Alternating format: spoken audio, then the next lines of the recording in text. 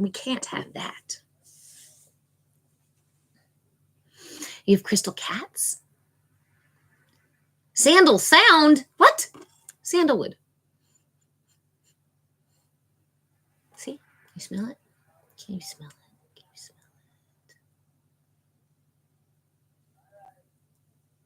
it? Are we still good? Because we got YouTube going. Off topic. Have I noticed being off if I don't have my septum ring in? Yes, I've had it for many, many years. I've had it for many years, and I will notice when I'm not wearing it. In fact, I think my face looks funny now that when I don't have it in. Like I feel like I have extra nose down. I'm like, what the heck is that? Yeah.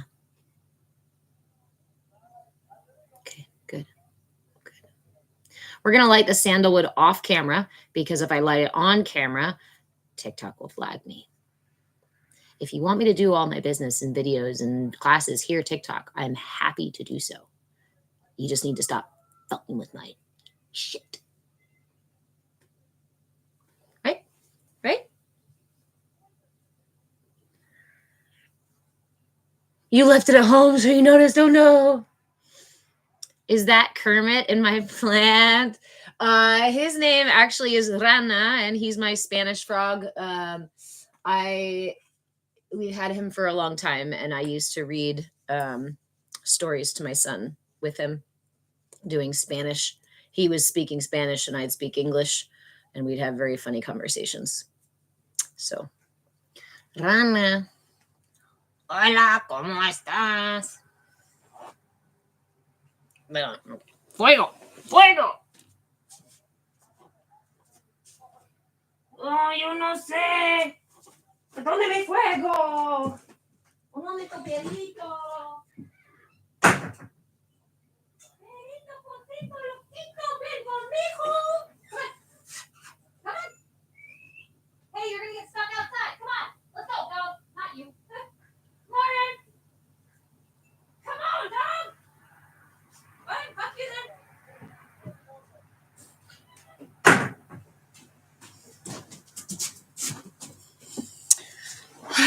Dog's off to shenanigans already, so we'll have to go get him in a minute. Yeah, he even made up a song for my son, which we find very amusing, I guess. It still sometimes comes around. And essentially, I was bouncing him on my son's belly and singing, Salta en su panza, salta en su panza. How does it go? Salta en su panza, salta en su panza. Yo no sé qué pasa, yo no sé qué pasa. No está su mama, no está su mama. Yeah, what was the other part? I don't remember the other part. I don't know. Yo no sé. So,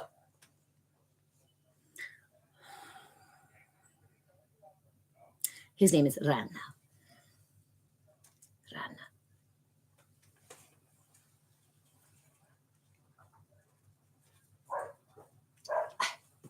Sometimes late at night, you can hear him singing by the moonlight with Spanish guitar, sweetly, gently in the background.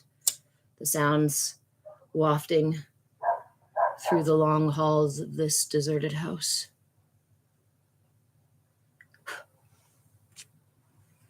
We might be getting silly today. It is the Sacral Chakra today, which is all about playfulness, silliness, flexibility, fluidity, creativity, allowing yourself. Hey, thank you for the gift, guys.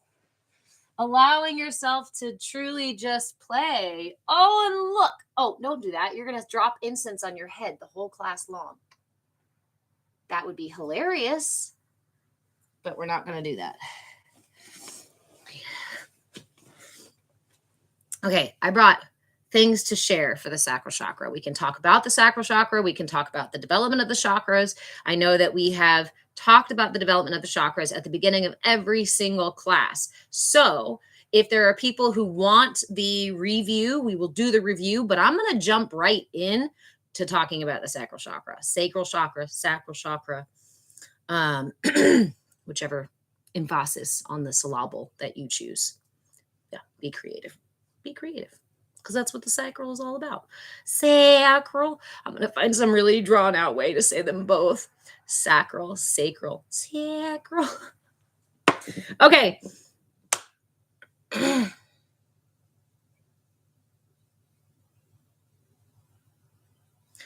We're going to talk about the sacral chakra. We're going to talk, thank you, friend.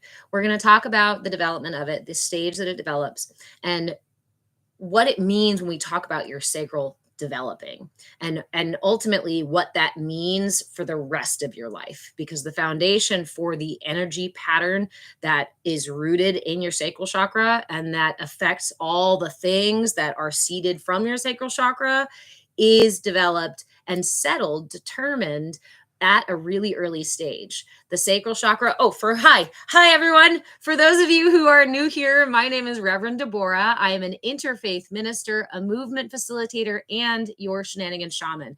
We talk about the energy body in here, everything energy body. This year, we're doing what's called our Inner Light series, because I'm ready to put out a book because I'm ready to put out books and books and books about this stuff that I've been studying pretty much all my life and continue to into adulthood and education and whatnot and formal education. And instead of creating a single text with all the information that you can essentially Google or find another book on already, you can find all those books about, like, even the Bij mantras, even the color and the location and the development. You can find all of these bits and pieces, right? And I could put all of this shit into a massive encyclopedia that would cover all the bases, but that feels disingenuous. That feels weird to say. But the reality of the work that I do, and what the most important thing is calling back in your personal power, finding your inner captain, finding your center, your locus of control, balancing yourself in a way that actually frees you from the constant clamoring and pattering that we are doing oftentimes out in the world and throughout our lives. Hey, Natalie, good morning. Or afternoon, wherever everybody is. It's morning-ish for me. So,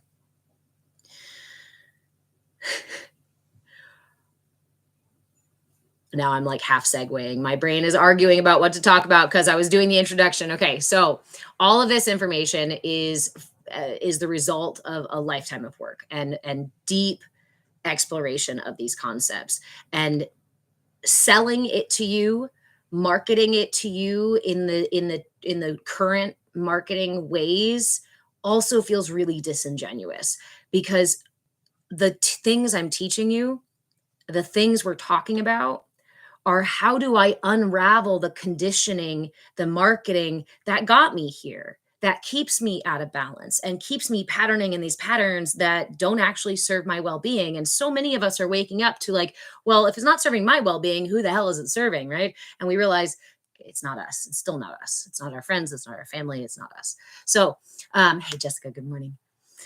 So in here, we talk about the technicality of it. We talk about the science of it. Good morning, Sissy. We talk about the theory and history of it. We talk about the nutrition side of it, the mantra and yogic side of it.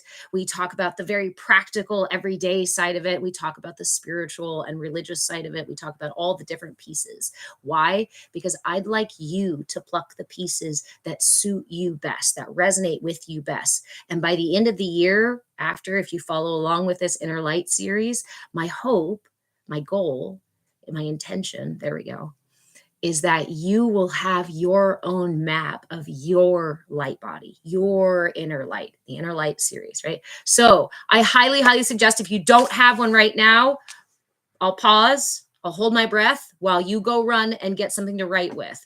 If you have nothing to write with at all, that's okay. But after class or right now, go get my Inner Light map on my shop. It's linked in the profile stuff, both on the Linktree and a Patreon. It's $5 to download. It's 4 PDF pages, and you can print it off as many times as you need to. Instead of making that fat encyclopedia that was going to cost a bunch of money to sell you guys, and I'd have to market the shit out of it. Instead, it's like a quick download, $5, and you can reprint it as many times as you want. The purpose of this is to keep track of these tools, keep track of your energy patterns, and start to familiarize yourself with you. Enlightenment is not some mystical, airy thing like super far away. Yeah, some parts of it are. But the reality is the process of enlightenment is just each little step we take to bring more awareness about ourselves and about our reality. Light, consciousness, awareness. So let's enlighten ourselves this year by learning about our light body, how it functions, and how to bring it back into balance. Yeah? Cool. Okay. I got to do better about doing my little intro because sometimes I just jump right in. You guys are like, who the hell is this lady? Okay. I do have two cameras going. We are on TikTok and YouTube. If one slows, the other one doesn't, whatever. I move with change in both places. Please go follow me in both places and pick your platform, pick your poison, because both of them have pros and cons. I don't recommend one or the other, really. Okay. I know I missed a couple of things here. Let me see really quick. Good morning, Ren. Yes, Beth, to captain your own ship no matter what the pirates are doing. That is an analogy. If you're new in here, it's an analogy you will hear a lot more of. Hey, Monarch Omega. I use internal family systems. And when I speak about my pirates, I'm talking about the different aspects of myself. And we'll get really deep into that too, because those pirates, those aspects of self, the characters we play, the suits or the costumes or the masks that we wear throughout our day that become our ego characters and the way we present ourselves in different situations and different relationships, those are also rooted in how your chakras develop, in how your energy body develops. And how does your energy body develop? It develops while you're developing. So the sacral digital prescription, love, light, and blessings to you as well. All right. I've got so many orange things. I'm almost distracted by how many orange things I have. I even brought my orange nail polish to fix my nails. Okay. So the sacral chakra is located. Let's start there. Jessica, you've got to pick your version of the ship, maybe a library or office. I have a friend whose version of a ship is actually a cave in a mountain, and inside of that cave are all the different parts of himself. That's really cool. I love to hear everybody's personal stories about how their internal family manifests. So please share. So the sacral chakra is located where? Okay, class, everybody put your hand on your sacral chakra. Ready? I know you got it. You already got it. You already got it there, right? You already got it there. You already got it there. It goes right here down below your belly button. To be more precise, if you stick your thumb and your pinky out, make a Y, make your shaka, right? Stick your thumb inside of your belly button. I know that might be a little bit awkward, but that's all about the sacral chakra. It's okay. It's okay, honey. And then wiggle your pinky finger down to touch the top of your pubic bone. And this is your sacral chakra. Yeah, that spot we call the muffin top, the thing we complain about and whine about, that thing, that's our center for nourishment. That's our center for connection. That's our center for fluidity, creativity, and it's the well of emotion. It's the where all of our emotions arise from, and it's ruled by water. So when I talk about the well, I mean the well. This rules the water in our body as well as like literally the fluids in our joints, our flexibility, our ability to not just wiggle our hips, but also move our elbows and roll our heads and roll our eyes. Yes. And to be nourished, not just to be nourished by food or by water, but by our relationships, by our career, by art projects, by our selves, by our life, by the universe. So this is where we, Natalie, I like that. Your family is a carnival freak show. There might be some carnies up in here, but at heart, we're all pirates, these guys. So with your sacral chakra, let's see. This is the question here with our sacral. When it develops between the ages. It can start developing as early as about 6 months and usually goes to about 2, maybe even to 3 years. The development of the chakras is not like some static, right? We're not static compartmentalized things. So when you turn 1, you don't suddenly shift to working on the sacral. You fluidly move through these a little more flexibly, and sometimes you regress. You notice child development does not go in a steady incline. It's actually incline and then plateau, and then incline and then plateau. And a lot of times when we are inclining, the energy and attention that's needed for the development of this new thing is taken from old things that we used to do. So when we think about our kids developing, and we remember the time, the kid had no problem following simple directions and getting out of the house, right? But then they switched development stages, and now they're super challenging to bedtime or whatever it is. Like, we just got this routine figured out. What the heck is going on? Those are just stages of development, because we're not linear. It's not linear. Our development isn't linear. It's much more abstract. So the sacral chakra develops between the ages of about 6 months to 3 years. I like to say the age of 1 to 2, basically, because that's kind of the bulk of when most of us are doing that work. And just to note, the reason we might work on a chakra earlier or later can be related to trauma, but oftentimes is related to some sort of, think of it like this. If I am complacent, or not complacent, if I am comfortable where I'm at, if things are good, if everything's taken care of, I don't really need to move. I don't really need to do anything, right? I can just kind of sit back here and enjoy my life. Like, everything's great. I have all the things I need. It's great. It's great. I don't have to go anywhere. So if your energy is perfectly cared for, it may take a little longer for your energy body to develop, but also the same is true. We can also instigate that development if we have the impetus to do so. So each of us are extremely unique. I really like astrology for that perspective, gives us kind of the lens of what your challenges and strengths will be in this lifetime. And then that's going to also influence, those are internal factors that will influence your chakra development. External factors that influence your chakra development obviously are your environment, your caregivers. Hey, Moise, how are you? Your culture. This is a big, big one. So in child development, we talk about the enculturation process. The enculturation process is just what it sounds like. We are adopting our culture. Now, yes, some of this is very intentionally taught, but also a great deal of our development is really just absorbed. We are really absorbing. We're sponges, just like they say. We're so open because we are reading every little subtle thing, not just what's being said, not just what's being told to us, not just what we see, not just what we hear, but very much what we feel, what we think, what we experience, what we believe. All of these things come together on a level that is still very unconscious. If you've been around a lot, you've heard me say this a million times. Our brain, as we develop, your brain does not come out of the REM sleep brainwave. That's the theta brainwaves. You do not come out of the REM sleep theta brainwaves until about the age of 8. Before that, you are almost consistently, and then as you get older, you kind of waffle. Sure, you can come out and down, back down, fluctuate until you actually get to full wake time. And then when you sleep, you get into your REM sleep, right? So the reality is our children are relatively unconscious. They are not operating on the same mental plane that we are, or even plane of reality that we are, but they're doing that. We do that as we're developing, so that our body, which is really wise, and our energy, which is really wise to be tasked with keeping us safe. Remember, I said keeping us safe, not thriving, not being the best version of ourselves, but just keeping us safe.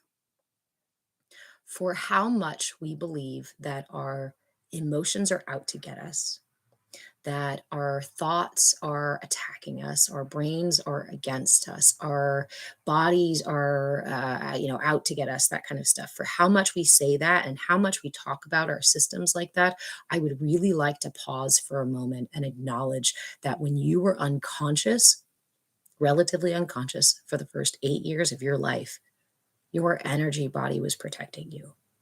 And it was doing so to the best capacity that it knew how. And that, again, I mentioned astrology. You can, if you're wondering why your body chose these things, that energy frequency that you come in with is going to have a lot to do with when and where and whatnot you were born. So that's why all this is really fucking powerful. That's why all this is really powerful, because those things that happen, the sacral chakra develops between the ages of about 6 months to 3 years. So I say age about 1 to 2, right? About 1 to 2 years. During that time, not just the scary stuff, not just the traumatic events, not just the big things, but every tiny little bit of information that is occurring, that you can receive, that you can perceive, is influencing your emotional center, your center for nourishment, your center for connectivity. Yes, being connected to others. And again, this one's a different kind of connection than the heart. We often think of the heart as the place for connection, and that's true in its capacity for compassion, and a different kind of experience of other, versus the sacral. We're talking about a kind of experience of connection that is closer to unity than compassion as recognizing an other, right? When we're in our root chakra from birth to about 6 months to a year, we are we don't even have the capacity to really like generate a lot of memory. We don't have the capacity to remember that things are outside of the room when they're not there. We don't have object permanence. We don't have concepts of time. We are very just experiential, nonverbal, barely even really moving beings. So the question in our root is, am I safe? Am I safe? That's it. That's all it's trying to figure out. And if you're relatively safe, your development will continue. And if you're relatively unsafe, your development will probably speed up a little bit. Now, again, referring back to astrology, depending on your energy signature that you come in with, you may be somebody that two people in the same experience, same environment, could have very different reactions to it. And that's that energy signature, your what we call in child development, your temperament. Um,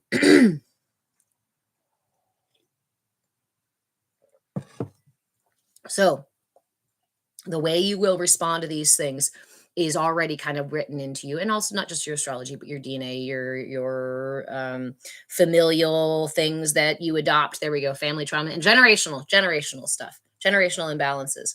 Badass blind woman, giving yourself a moment for the way you turned away from yourself. Let's add that. We can all do that together, because the sacral chakra is the center for shame. It's our center for shame.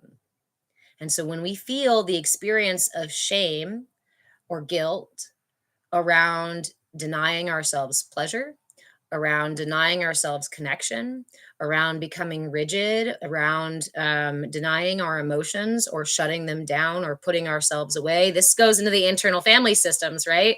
I can recognize that all of those emotions and all those internal family members are part of my whole system. And the sacral chakra is about connecting to all parts of my system and acknowledging and being fluid and flexible enough, thank you, friend, to be able to flow through all of those parts of my system.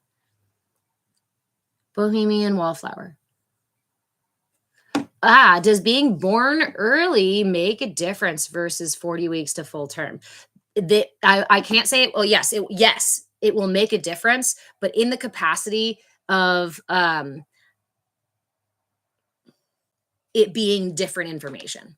So people who are born early are going to have a certain kind of experience. People who are born full term are going to have a certain kind of experience, and that experience will be physical, mental, emotional, energetic, and all the layers of self, right? There's a lot that happens when we're born early, especially if we end up in the hospital or something like that for a long time. There's a stress on our parents, there's a stress on ourselves, there's the break in the evolutionary expectation that we're going to be held immediately and nursed immediately and only by our parents. And so there's disconnections there, which can cause imbalances in the root chakra. Does that mean you will definitely have an imbalanced root chakra? No, because whatever else happens during that time and during the successive years can actually help to heal that root chakra. Hey, is it Nisi?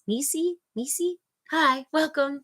We're talking about the sacral chakra today. My name is Reverend Deborah. I'm an interfaith minister, a movement facilitator, and your shenanigan shaman. So expect shenanigans. Do not expect too serious, especially because we're talking about the sacral chakra today. All month of May, we're talking about the sacral chakra. So playfulness, creativity, dance, movement, silliness, laughter, play, connection, sweetness, lots of self care. Lots of self care.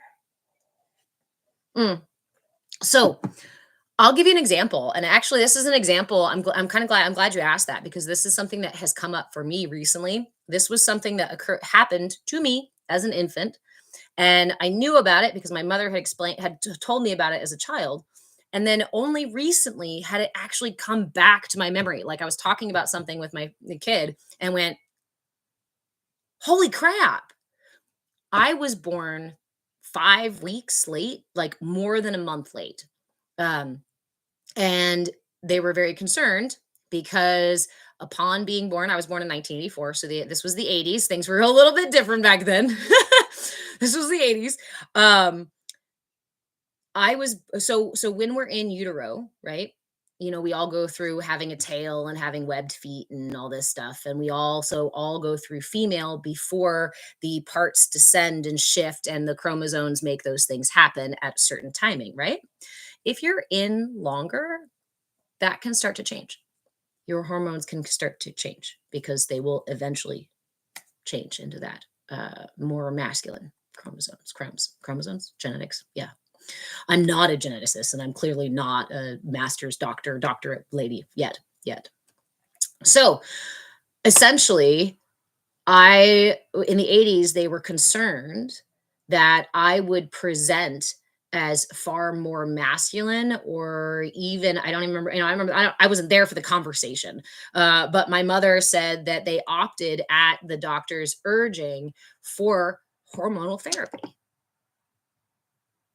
I was born late, and then I was also treated with hormones as an infant. That is going to have a lasting impact.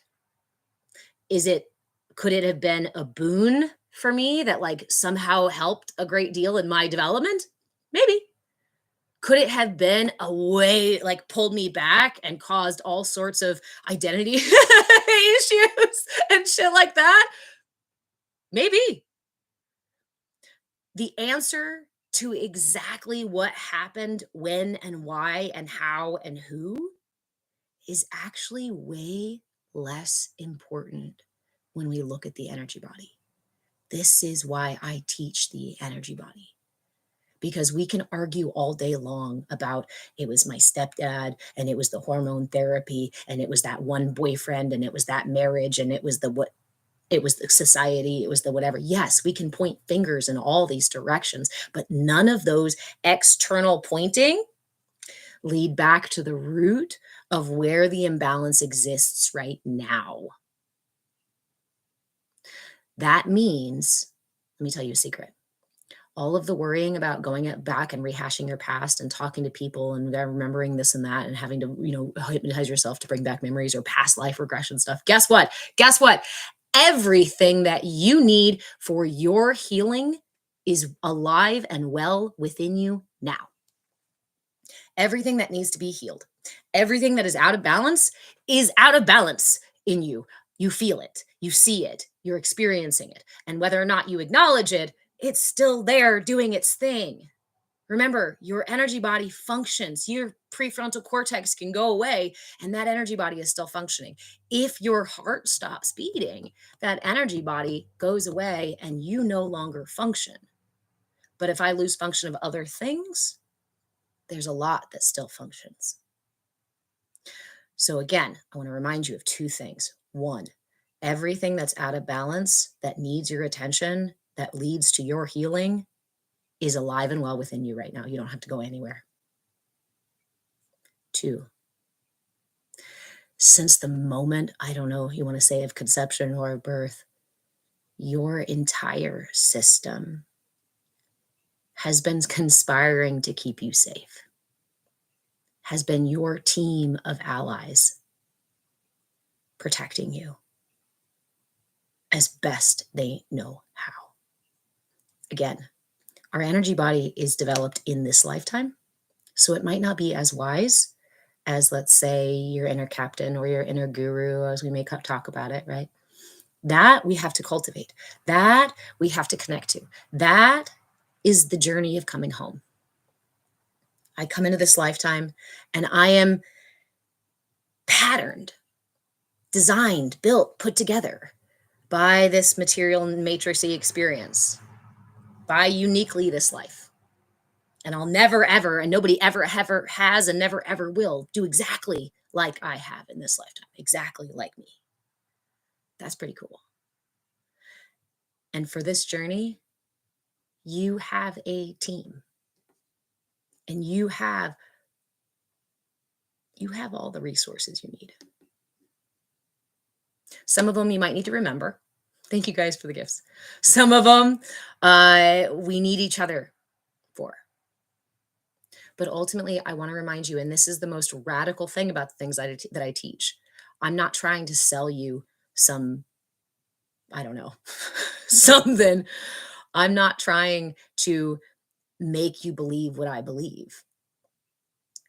I am offering you a mirror from the work that I've done for my entire life, specifically so that I could figure out how the hell to do it for me.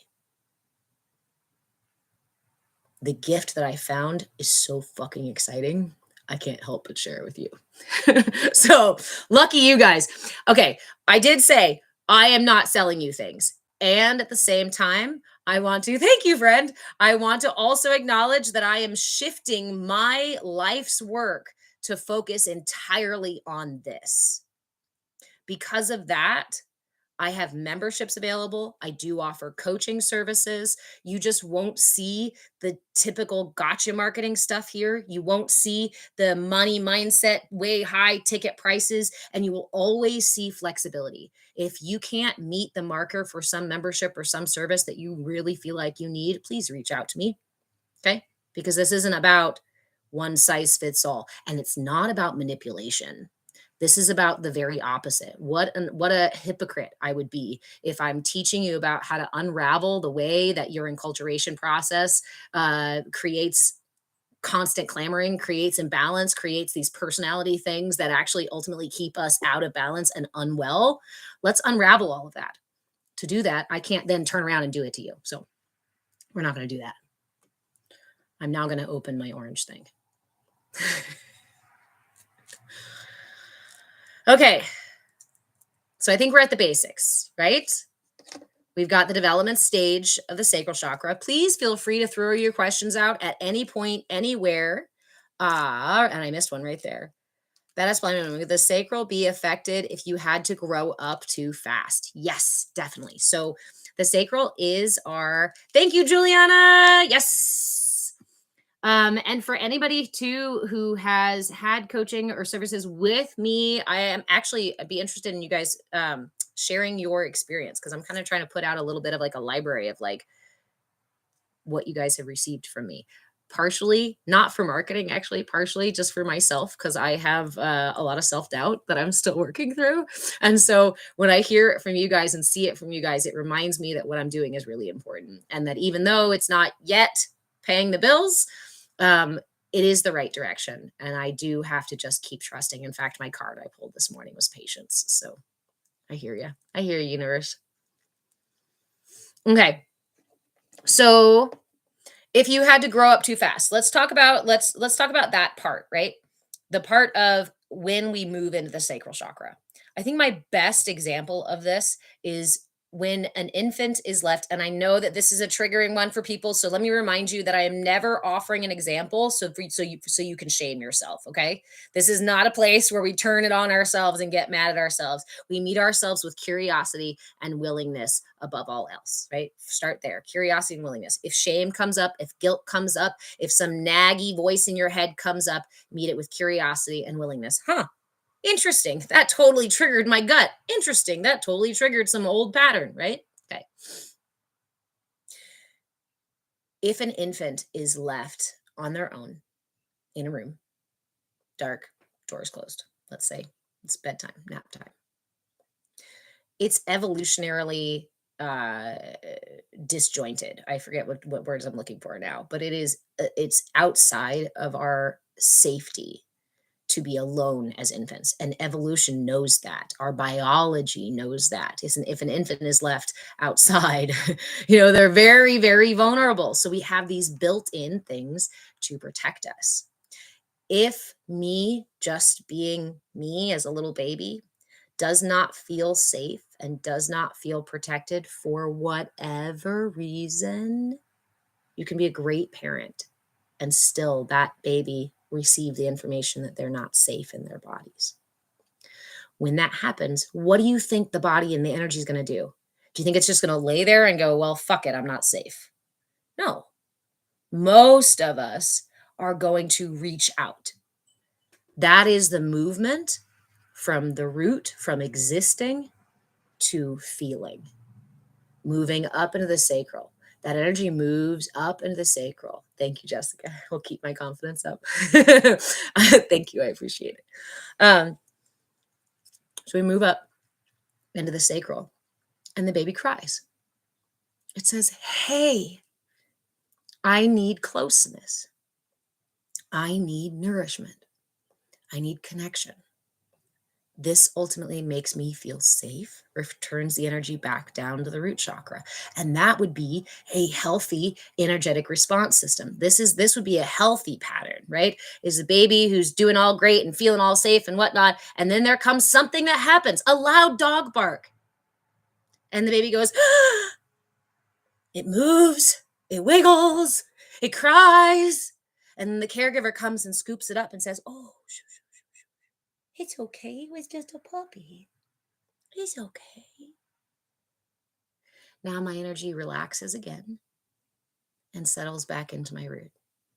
And I start to develop a really powerful, strong, solid connection between my emotions, my experience of emotions. I'm feeling, I'm existing, and then something happens. I soil myself. What was that? There's all these feelings going on. I don't have the capacity to understand or think too far into any of these things. It's just is. And it's everything that I know because I don't have a temporal aspect. I can't understand passing of time, and I don't understand object permanence, right? So I don't have any other frame of reference to even really start to store a lot of memory, a lot of core memory stuff, or workable memory stuff. This is just experience. We are so deeply entrenched in the full experience of just existing when we're born and when we're in that root chakra. The events that happen in our life can make us go up into these feeling places, right?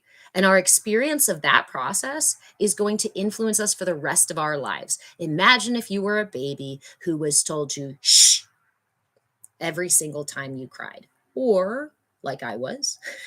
Let's say the 5 weeks didn't do its thing. The therapy as an infant didn't do its thing. Then I was put in a crib and left on my own until I stopped crying. The truth of the matter is, and this is not for shame and guilt, the truth of the matter is babies do not self-soothe. They give up. They realize that putting the energy into asking for help is not a good use of energy. That might sound sad, but in the moment, that's actually very wise. My energy body is not going to just expend energy until I can't scream anymore, right? That would hurt me. So my energy body learns that this is a pattern. This is how I expect my reality to be. That becomes a core belief. That becomes an unconscious feeling, pattern, occurrence, understanding, knowing inside of you. Think how profound, how impactful that could be. If your earliest experiences to again, your parents were fantastic, but like my mother, they followed what the culture said they should do. Thanks, Dr. Sears. And ended up causing an imbalance, not out of malice, not out of any sort of anything, but truly out of the best intentions. This is why I often say, let's drop the story. Let's not worry about who and when and where, and whatever. And let's look at the energy pattern. Because what energy pattern does that create? I can see that energy pattern without having to know the other situation, the other details. That energy pattern says the universe will not meet my needs if I ask. Life is not abundant. I have to possibly, depending on how my later years go, I might get the message that move it up in the solar plexus. The solar plexus develops typically between about the ages of 2 to 4, 5 again, but most often 3 to 5, 3 to 5, 3 to 4, yeah, 2 to 4, 2 to 4, 3 to 5. Again, these are flexible and depend very much on your experience. Thy solar plexus is my space for hello, I'm here. I can now walk. I can now talk. I can now move things. I can now scream and throw a tantrum in the grocery store if I don't get my needs met. Now, if that works for me, if these things were out of balance, I didn't feel safe, and I asked for help when I needed it and I didn't get it, what do you think my energy is going to do in my solar plexus? That's a lot of energy coming up from those two chakras trying to express itself. Only trying to keep me safe and get my needs met. And I'm an energetic being learning to pattern myself right now. So I'm not wise about it. I do whatever the fuck I can to get my needs met. It doesn't matter right or wrong. That's higher thinking. That's higher morality. That's a different state of consciousness that is not available to us when we are infants. Red Mama Yeti. And if the family unit gives no hugs or I love you, does this also show the needs will not be met? Yes and no. So again, we talk about energy signatures and I refer back to astrology.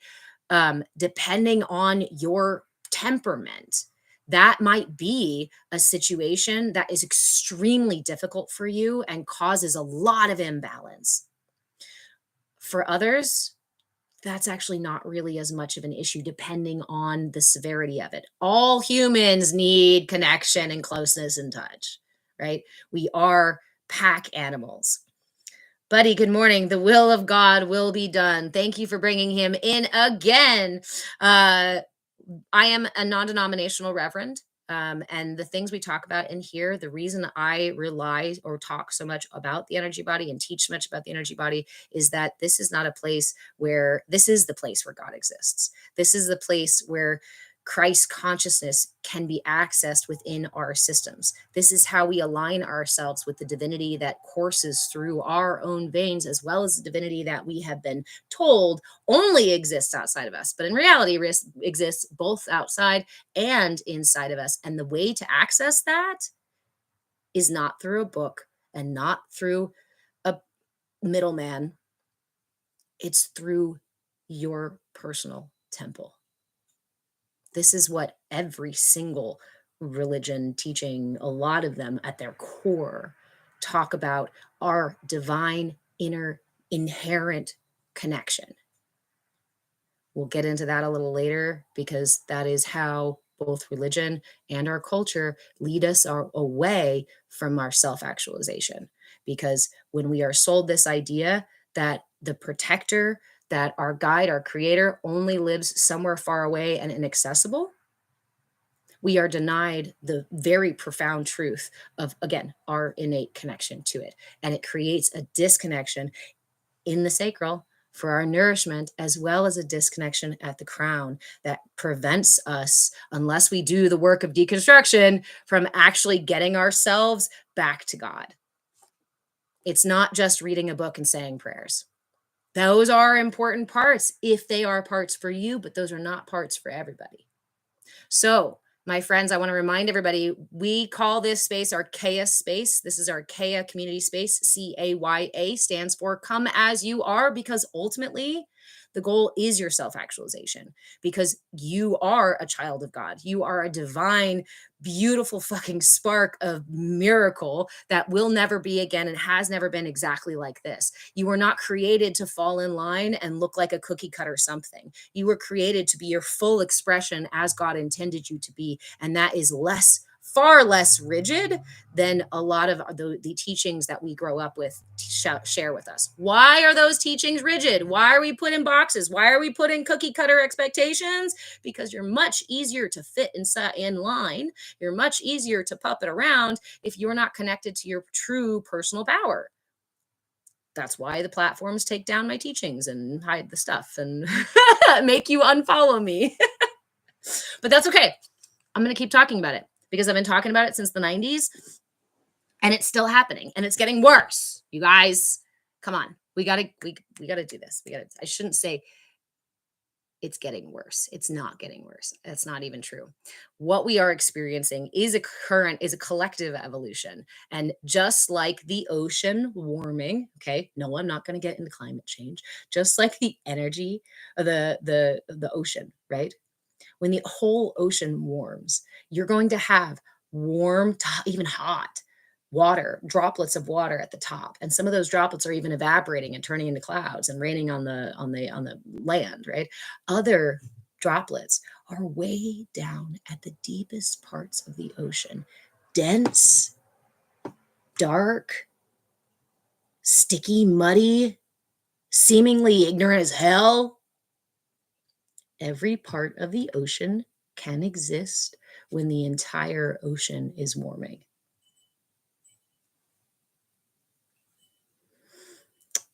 But a healing energy comes when in Christ. I would say the other way around. When we recognize Christ within, we can heal. It is through recognizing Christ within that we heal. Not by, again, aligning with some external effigy of Christ in particular. Christ's big message to us was, it's here. It's here. The key to the kingdom is here. This is how you get home, and you do so by using your energy body. He used mudras. There's plenty of images of paintings and things of him using mudras, him talking about energy, him talking about what's in your heart, the kingdom within your heart. That's your heart. Science now can prove and measure the fact that your heart, with the defibrillator cells, your heart is made up of defibrillator cells. Let's have a little lesson class, because this is really good. I really love this stuff. When your heart beats, the beat is made up of defibrillator cells. Those defibrillator cells all work together to go boom, boom, boom, boom, and it makes your heart beat. When those defibrillator cells are separated, let's say we take one from the whole and we put it over here in a little petri dish, and we're like, you got to be all by yourself. That little cell starts to atrophy. It's like, shit, I forgot the rhythm. I don't know how to do this. If you bring it back in with the rest of the healthy ones, it will start to entrain again, because healthy is actually our normal, right? Our systems are always leading us to our healing, right? They're always trying to protect us and leading us to our healing. So that defibrillation, those defibrillator cells, when they are beating in your heart, they create the field of energy that emanates from your system. Yes, it is measurable. And also, the information, the texts on this predates Christ. So these are teachings that he was accessing, he was able to experience and learn from. And that was part of his enlightenment process. I encourage you, if you want to learn deeper into that, feel free to do personal exploration. There's a lot of deconstruction stuff here on social media, so I encourage you to go do those things. That's not the rabbit hole that I'm in today. Today, we're talking about the sacral chakra, and the sacral chakra is our center for emotion, our center for badass blind woman. Thank you for your question.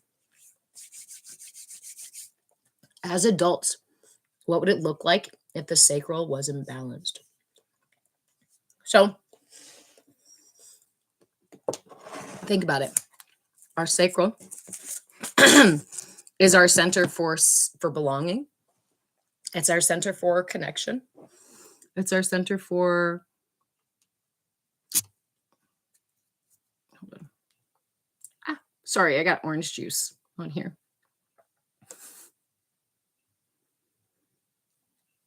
There we go. Okay. Imbalances. So I like to talk about imbalances as 3 different kinds. We can have, I don't even really like, we can have a really expansive one. I'm trying to choose the words that are non-judgmental, which is a really fun game. The very expansive one, the energy center, where the sacral, that is pushing out a lot of energy. We can have one that's retracting, that's pulling in a lot of energy, or that's very blocked off and rigid, just fucking like shelled up. Then we also have wounded, where wounded is a much more of a fluctuation. And honestly, a lot of us are living in the wounded space where we're fluctuating between hard barriers and reaching out really far and then pulling our energy back, right? There's very bipolar our energy bodies. That's the wounded chakra. And most people I know, most people I interact with, are in that wounded space. Occasionally we see people who are in the kind of extremes of way over expressive or way under expressive. Um, no liquid by electronics. I will have my coffee how I choose, buddy. Thank you. And oh, because I put the orange stuff on there. Buddy, I do encourage you to stay in here. And Glenda, I encourage you to meet others with curiosity and willingness as well. I don't block people unless they're like outright being mean or really ugly behaviors or really super imbalanced behaviors, right? But when people come in and they show us their imbalances, it's actually a really good opportunity for reflection.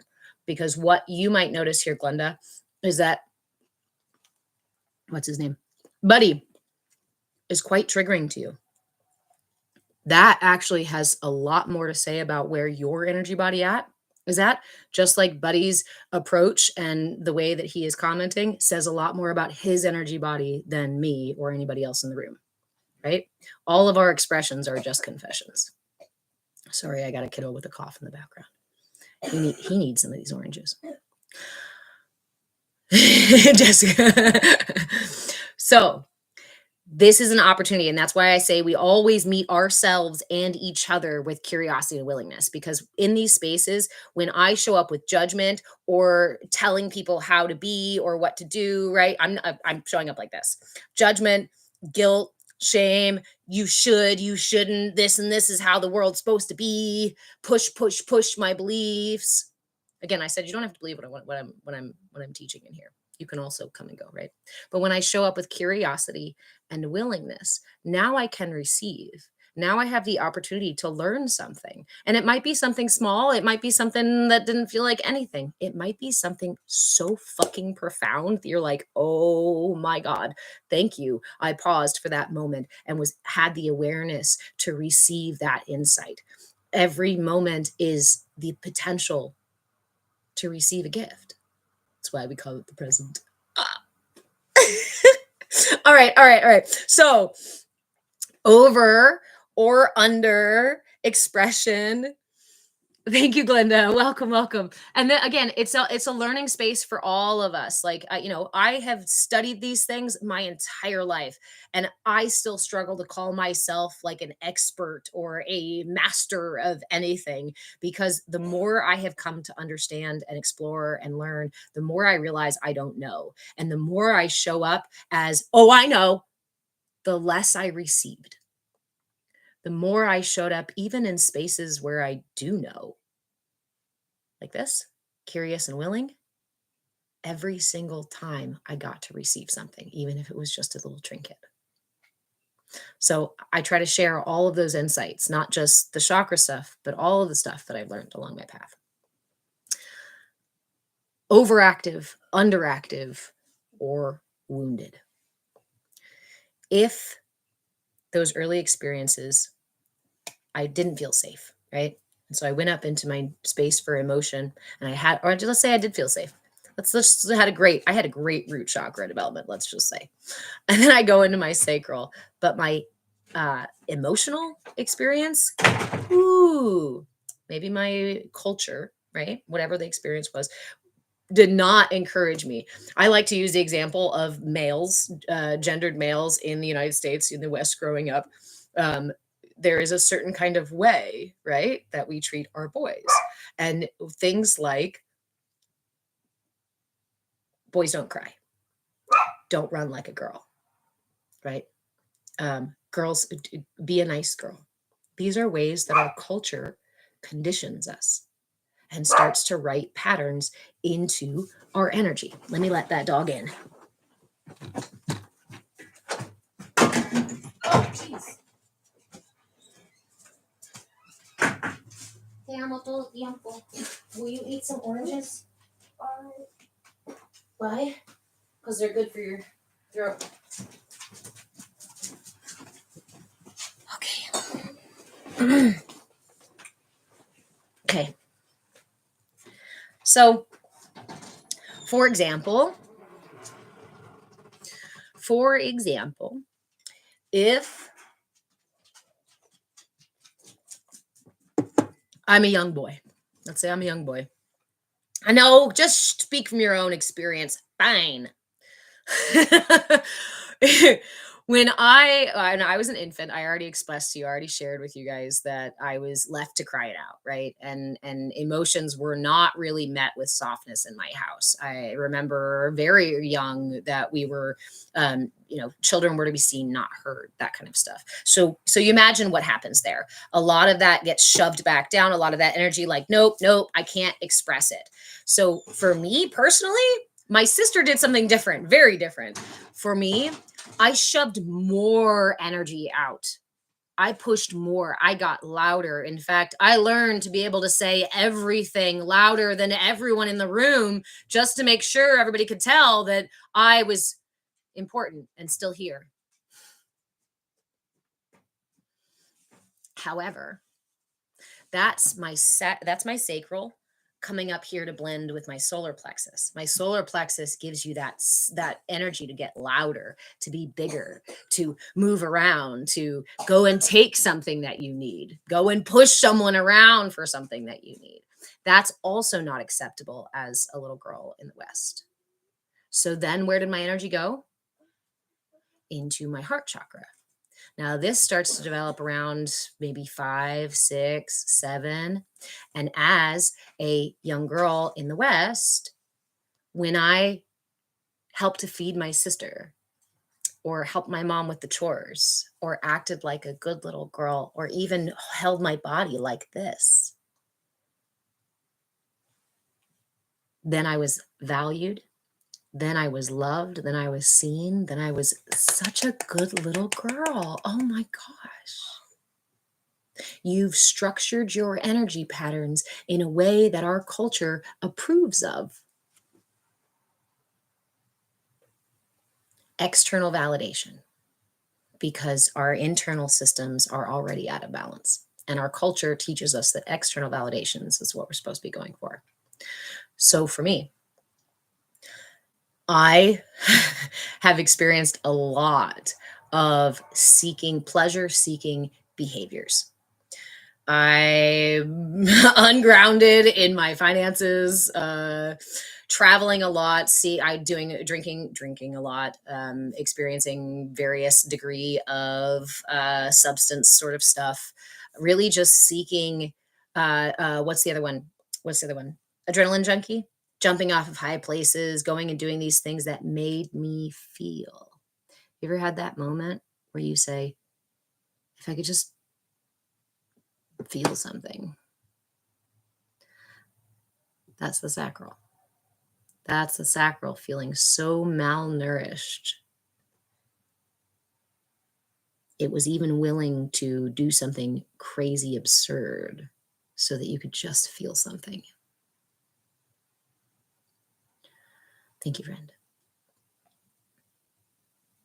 So someone else who maybe didn't receive the nourishment that they received at those early stages could turn their sacral out. And if it mixes with the solar plexus, and that's okay, they may stay down here.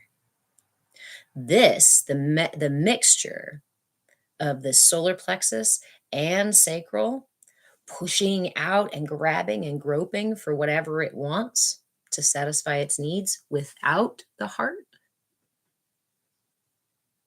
is a good example of toxic masculinity.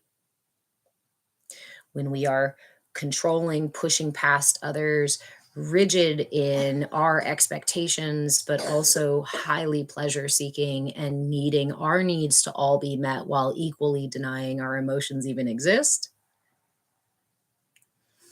It's not just men who do it, don't worry. There's people all across the board who do it. um, those are some examples of imbalances. So disconnection, an underactive chakra, shame, guilt, disconnection from your emotions, even from your body, overly rigid or like hyper structured behavior. If I don't allow myself to experience pleasure, you know, those people who can barely even crack a smile, you're like, dude, is there no joy in your life? There might not be, not on an energetic level, not on a level where they can experience it and allow the energy to move freely through it, right? In our culture here in the West, we actually have honestly, the sacral chakra is a deeply wounded space. Our root as well, but our sacral is deeply wounded because it's the first time that our culture really, really starts to infringe upon our energy body intentionally, starts to pattern it intentionally. Is there a planet that rules the sacral chakra? Yes, it's the moon and Pluto. The moon and Pluto are associated with the sacral chakra. I have so many orange goodies here. Okay, so then what can an overactive one? Highly emotional, mood swings, super dramatic, and always needing possibly to be center of attention, or even this idea that over identification with like, I am the center of the universe sort of thing, and everybody should meet my needs and my emotions at all times, no matter what I'm feeling. That's definitely an overactive one. I might also be very, very high touch seeking, and needy with my relationships or with my partners. And it's funny, well, not funny, but like a wounded example of this would be somebody who doesn't show those things, doesn't experience, you don't notice those things about them until they drop into a relationship. A relationship almost always aggravates our imbalances. So we might be able to hold our system together and deny our imbalances. Thank you, ego characters and energy patterns and triggers and whatever that keep us operating and moving through life without that reflection.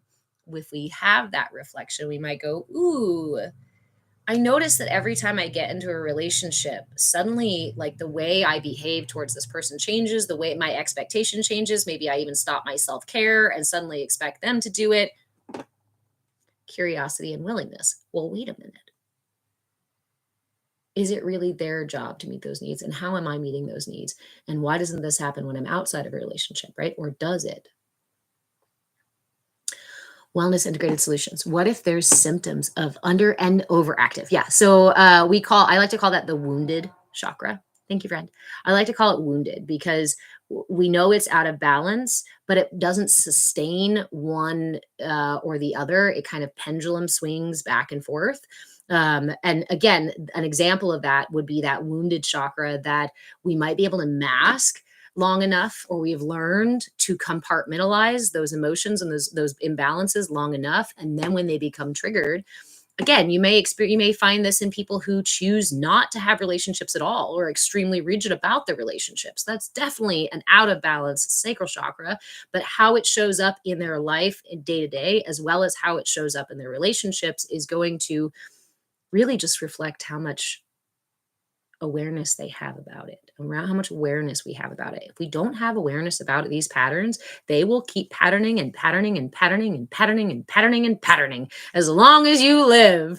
And so then we see the older lady. Okay, no, I'm going to shift it I'm going to stop picking on the lady in Starbucks and we're going to move to the old guy in the hardware store.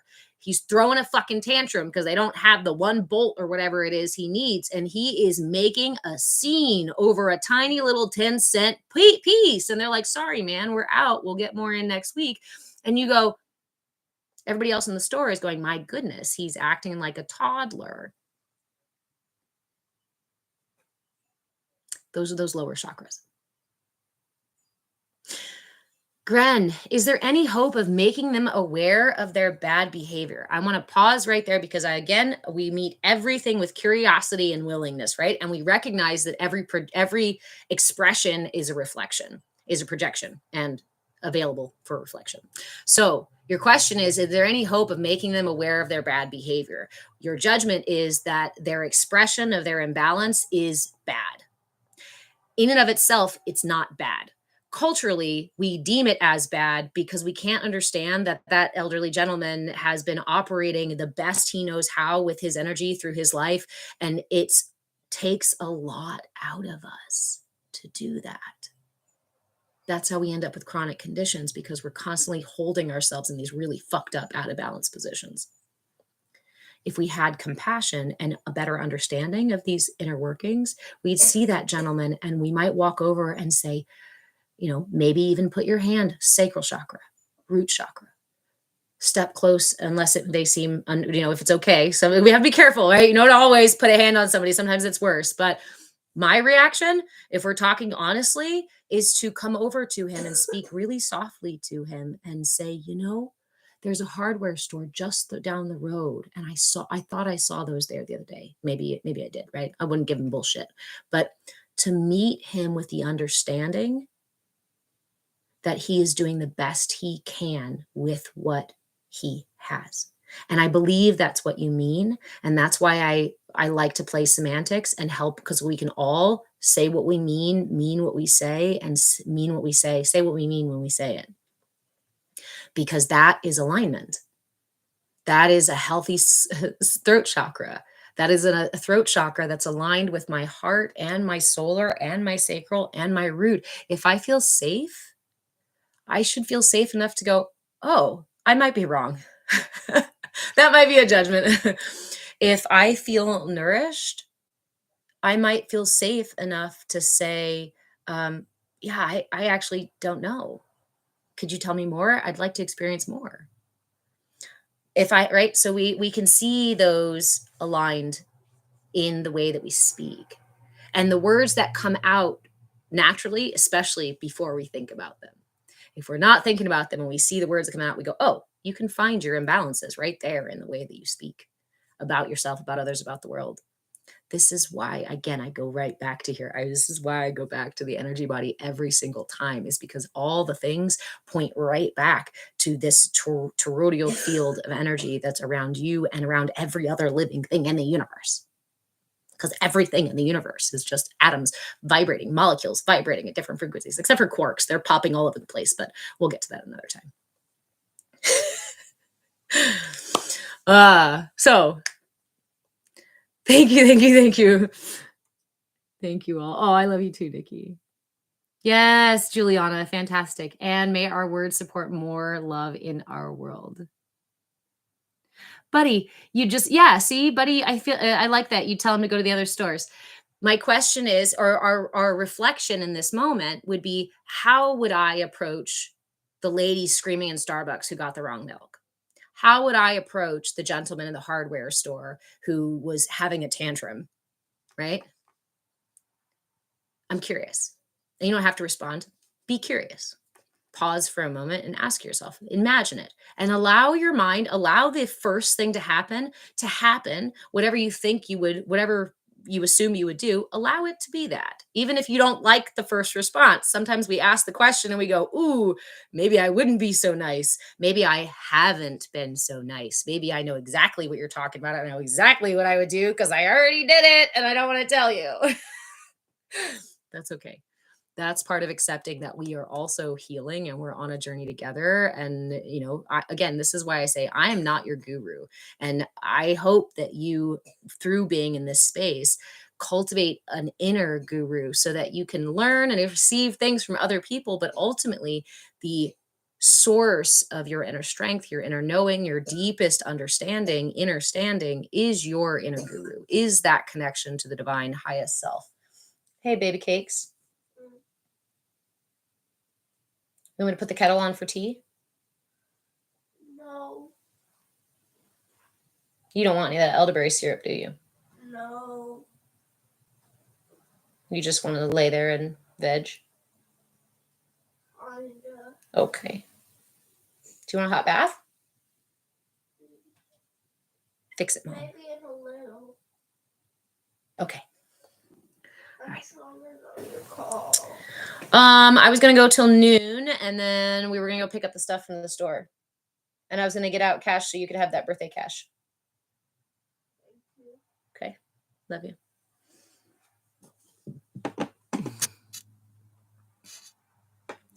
Lindsay, I would walk away and try to get the vibes out of my bubble, and that is totally okay. We don't always have the capacity to hold space for others, and to be disingenuous and say that we do when we don't can actually be harmful to both of us, right? To both parties. So wise, my friend.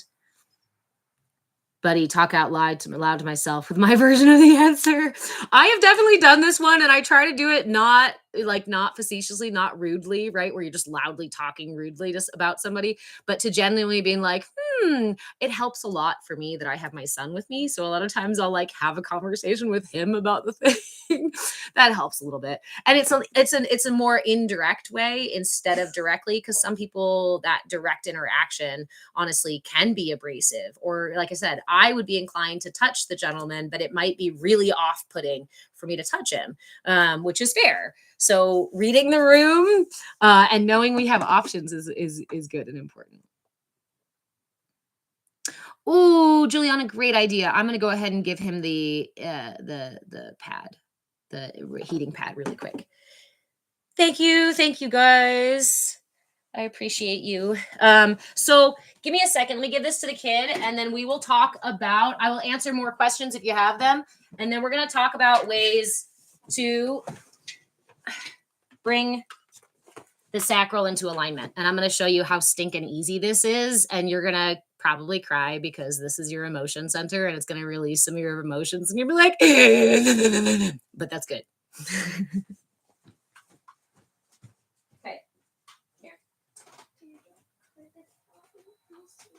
What? This is my work. I'm not.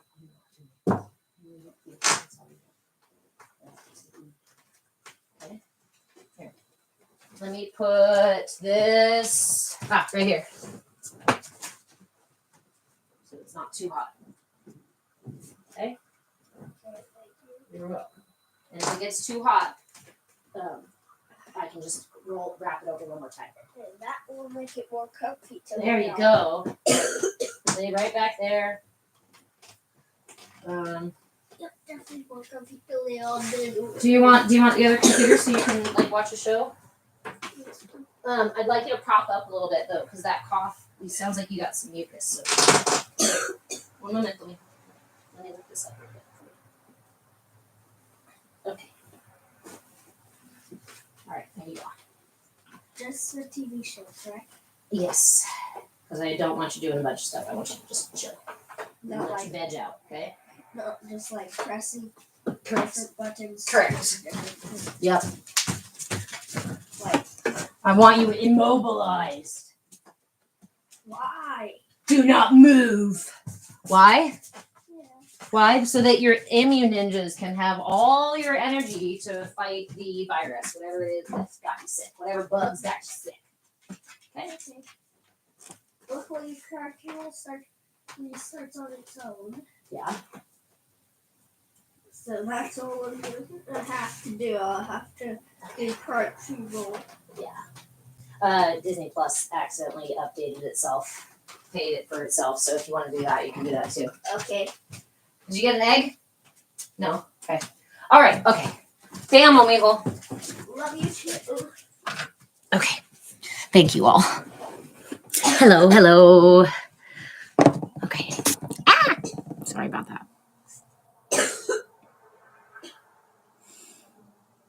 Thank you all. Thank you. Again, thank you for the love. Thank you for the gifts. Thank you for the shares. Thank you for the follows. I really struggle to get this info out. I don't pay for ads, and I'm not willing to pay social media for ads. I'm not willing to dump the money in. So they lag my content. They take down my content. They hide my content. They falsely flag my content. They falsely flag my lives. And why? My only guess is because it's just I'm hitting the nail on the head.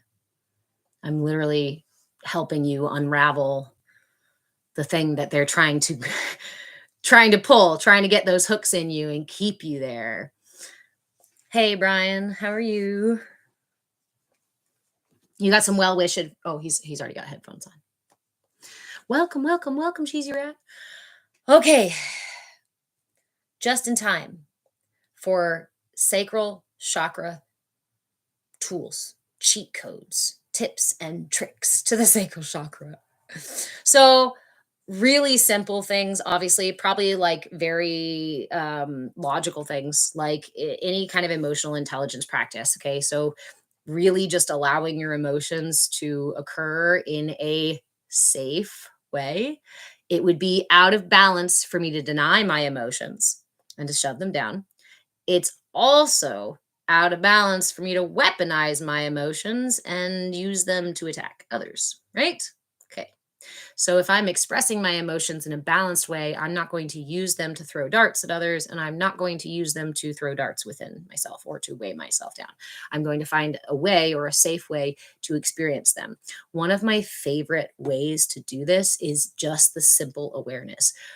And this is a really important part to like overall healing, is to cultivate our awareness. If you have your awareness can show you where those imbalances are. You can watch, your awareness can show you where your emotions go, and you can follow these rabbit holes down to your healing.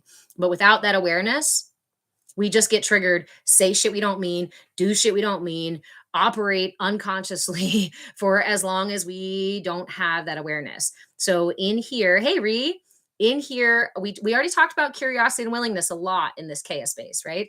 But I also want to bring in your intention and your attention. These four pieces are what I call our four pillars of mindfulness. I also have an analogy for them to help you remember. My intention is my North Star.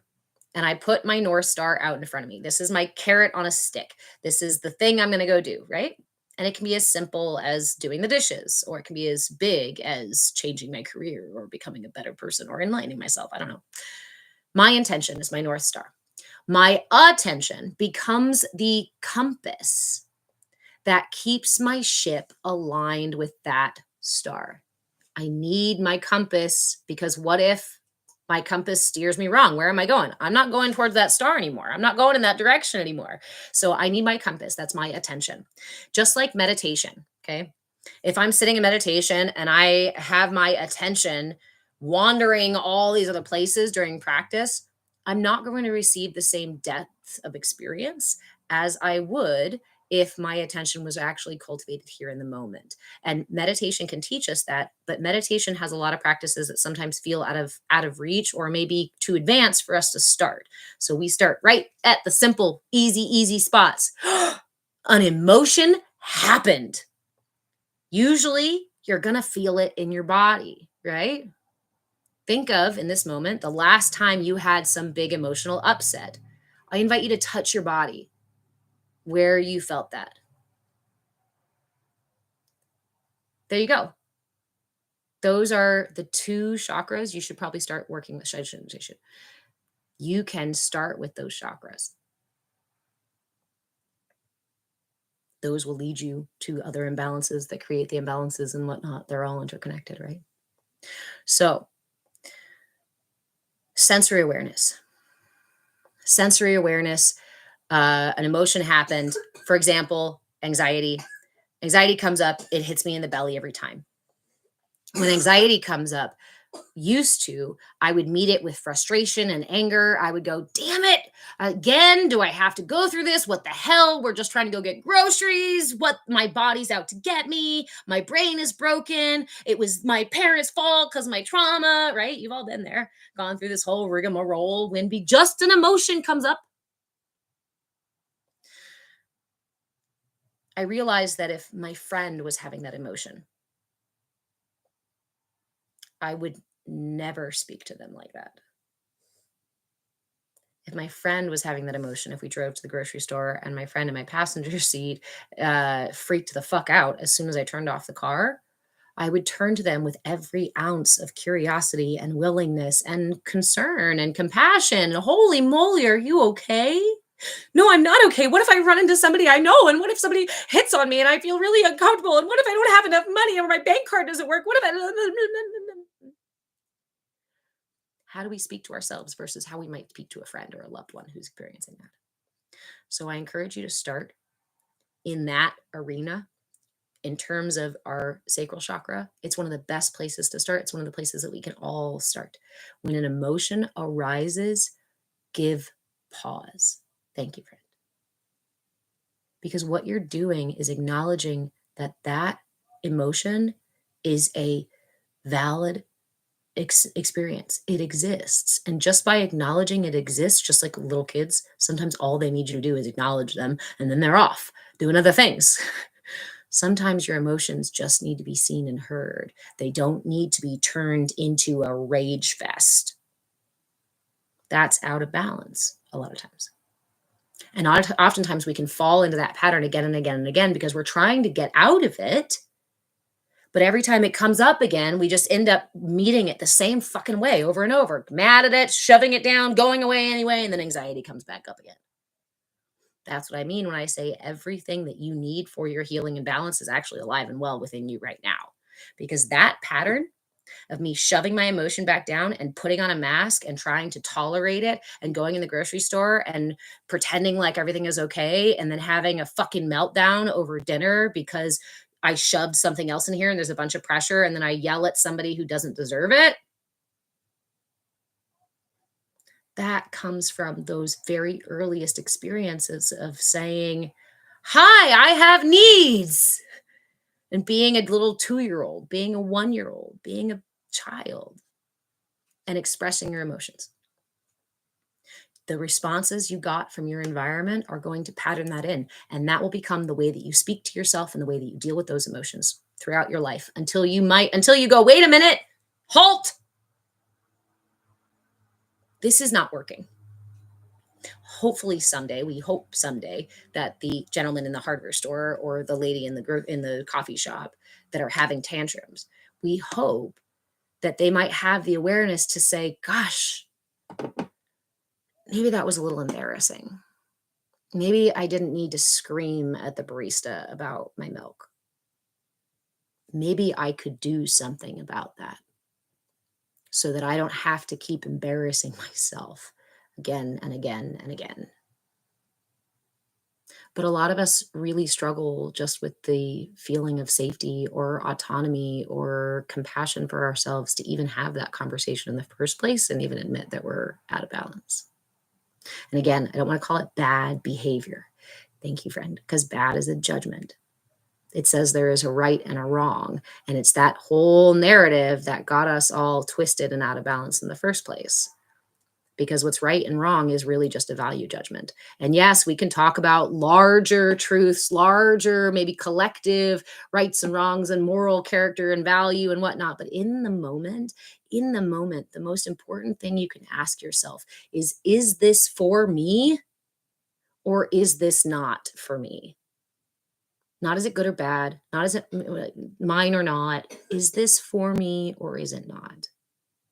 Is this road rage, reactivity for me? Is this who I want to be at the end of the day? When I look in the mirror, am I okay with the fact that I just berated a stranger who could have just accidentally, stepped on their brake to whatever? Like, no, that's not who I want to be. And ultimately, I just create my own chaos for me. And I don't like that feeling. I don't like the feeling of tensing up. I don't like the feeling of being rageful. I don't like the feeling of feeling so unsafe that I feel like I have to defend myself with such aggression. I don't want to live like that. I don't want to live in those cycles. So I learn to walk myself out of that pattern. I rebuild a relationship with that part of myself so I can integrate it and say, okay, what's your actual need here? Road rage. I just imagined a very angry little character standing. There's a very angry pirate right now sitting there that was talking about defending me. Yes, thank you for keeping me safe. All right, back in the liver. So, sacral chakra. emotional awareness, allowing our emotions to rise and fall in a way that feels safe to do so, which in the beginning, when we're not used to expressing our emotions, that may not feel safe at all. So I encourage you to find community. I encourage you to find friends or others, or even just therapy or even coaching with me, where you can start to practice that in a safe space and explore those emotions in a safe space. It's really important to have a trusting safe space to do these explorations. And if you don't, creating that trusting safe space within yourself at the very least, right? If we're going to find it outside of ourselves, we've got to create it inside of ourselves first. So ooh, yes, Bohemian Wallflower. That's another good way to say it. I like to ask, does this serve my best and highest good? I will add that I personally experience a little bit of rejection to the highest good, best and highest good, because there may be moments where my mind wants to argue, is this for my best and highest good if I'm serving myself sugar and or going and having a drink or what have you? On the one hand, I can say yes it is, and on the other I can say no it's not. And so I steer away, for me personally, just I'm offering it because it might help others. I steer away from that value judgment even still, because it sets an expectation, which I have really struggled with as a type A kind of person. And so I have to let go of the highest good, best kind of version and say, I accept where I am. And is this for me in this moment where I am or not? And essentially, it does mean the same thing, but the wording for me triggers that sense of needing to do my best. Glenda, you've been in a cycle of that and you want to get out. So I would love to give you share an insight that I have, and then I will do more tools, mudras, mantras, stuff like that, and movements for the sacral chakra. I was dating a Charlie. And Charlie and I loved each other very much, but it was also very tumultuous and very emotional and very chaotic. And we were yet again arguing over the same thing. And I was folding my laundry angrily. I was picking up a piece and folding it and throwing it down to the bed, folded, but throwing it.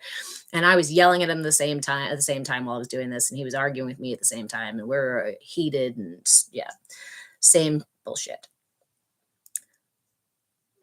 In that moment, I was blessed with an insight. Thank you, friend, because everything kind of paused. Everything kind of slowed down. And in my mind, I saw a snowy hillside, and I was standing on top, and so was Charlie. And at the end, way down at the end of the hillside, was a little cabin with a warm light in the window and a little bit of smoke coming out the chimney. And it felt so home, safe, cozy, nourishing, warm, comforting, right? And then I realized that Charlie and I were rolling a snowball toward that cabin. I saw so clearly this snowball that we had just shoved down the hill. And if we kept doing this, we were going to hit that cabin, probably again. And how many times can your relationship survive detonation like that? I froze, not knowing what to do with the insight, not knowing how the fuck to get out of the snowball, not knowing how to change any of it, just stuck holding a t-shirt. And he's still going over here. And I remember it being far away. Like it sounded like he was even further away. And I just really slowly, because I used all my senses, I turned my senses on and I heard him and I felt the space and I felt my body and the air got thicker. And I slowly put down the t-shirt. And as soon as I let go of the t-shirt, everything in me softened and I started sobbing. And I hit the floor just like in a ball. And luckily, my Charlie was who he was and is. And he said, what the hell? He like saw there was a major shift, stopped, and was like, what? I was like, I just need you to hold me. I really just need you to hold me. And he held me and he said, I'm still mad at you. I said, I know, I know. Just hold me for a minute. I spent 45 minutes unloading emotions that had been stored down and stuck, and the shit that it was causing me to be so angry and resentful of him and our relationship and whatever the fuck else we were fucking arguing over. I realized that that one tiny little step to the side, think about trajectory, physics, that snowball, that cabin, that distance. If I were to just go right now, that snowball will miss the cabin by several feet or more. So when you say you've been in a cycle of that and you want to get out, I encourage you to find the tiniest little steps. You don't need to overwhelm yourself with huge practices. You don't need to overwhelm yourself with a major retreat unless you can afford it. That sounds amazing. You don't need to change everything about your life. In fact, oftentimes when we do those huge things, they don't integrate. They don't become our normal because they're just those there and gone experiences. The way we actually integrate these things is in the tiny moments. Brene Brown did a really great study about building trust. And what we're doing in this process of coming home to ourselves and enlightening ourselves is actually building trust with ourselves. And Brene Brown talked about how the most interesting thing about the whole study was that she expected trust to be built in those big moments when we really needed somebody who was there. The opposite was true. Trust, the most trust, or trust was built most solidly, or whatever the wording was, in the tiny moments, the moments we don't expect to be really that important. Those are the moments where you show up for you. Those are the moments that step you back on your path, that you get to choose. The past is just a memory. Your brain stores it, like same as your dreams and same as movies and same as watching else somebody will have something happen to them. Same way. It all gets stored in the same file type. They're all JPEGs. You can't tell the difference between recorded from yourself or not. The future is not guaranteed to any of us, no matter how much we want to believe it is or hope that it is. It's not. So how many times you say, I'll deal with me, I'll self-care with me, I'll do it tomorrow.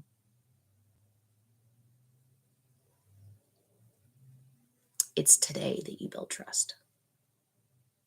It's in a half hour when you're out on the road running an errand and somebody cuts you off and you feel that fear grip your chest or your throat or your forehead, and you see it and you feel it and you go, oh, that's road rage, without the need to weaponize it, to use it to attack something. That is how you change the trajectory of your snowball. And eventually dismantle the snowball or whatever it is. We can go on with the analogy. Okay, I need to catch up here. I'm a little bit behind. Thank you guys for the follows. Yeah, absolutely. You're very welcome. It was a really important moment. And I took that insight into some other things that I did. I wasn't wise enough then to take it into everything. No, I thought it was a fluke. And no. Okay. So first and foremost, really, really, really big, important for your sacral chakra, notice your emotions. Practice aligning your intention with your attention. Practice meeting yourself with curiosity and willingness. In fact, one of the best ways to practice this is to do it when you're not emotional. For example, next time you go to do the dishes, next time you go to eat something, because I know the dishes can also be really emotional. Fuck, food can also be really emotional. Find something that is not emotional for you, that you don't think is emotional for you. And do this practice with all of your senses. Think ASMR for like internal ASMR. I want you to experience everything about the thing. So, what might this look like? This looks like noticing the texture of the tangerine in my hand, how this side is smooth and this side is a little bit softer. Noticing the look where it looks like a solid piece, but I see all those little capsules in there that hold the juice.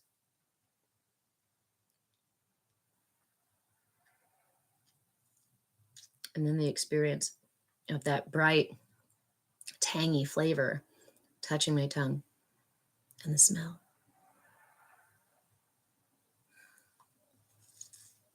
So delicious. Sorry. When you bring all of your awareness into an experience, it changes the experience. It changes your experience of the experience. This is how we change our experience of space and time itself.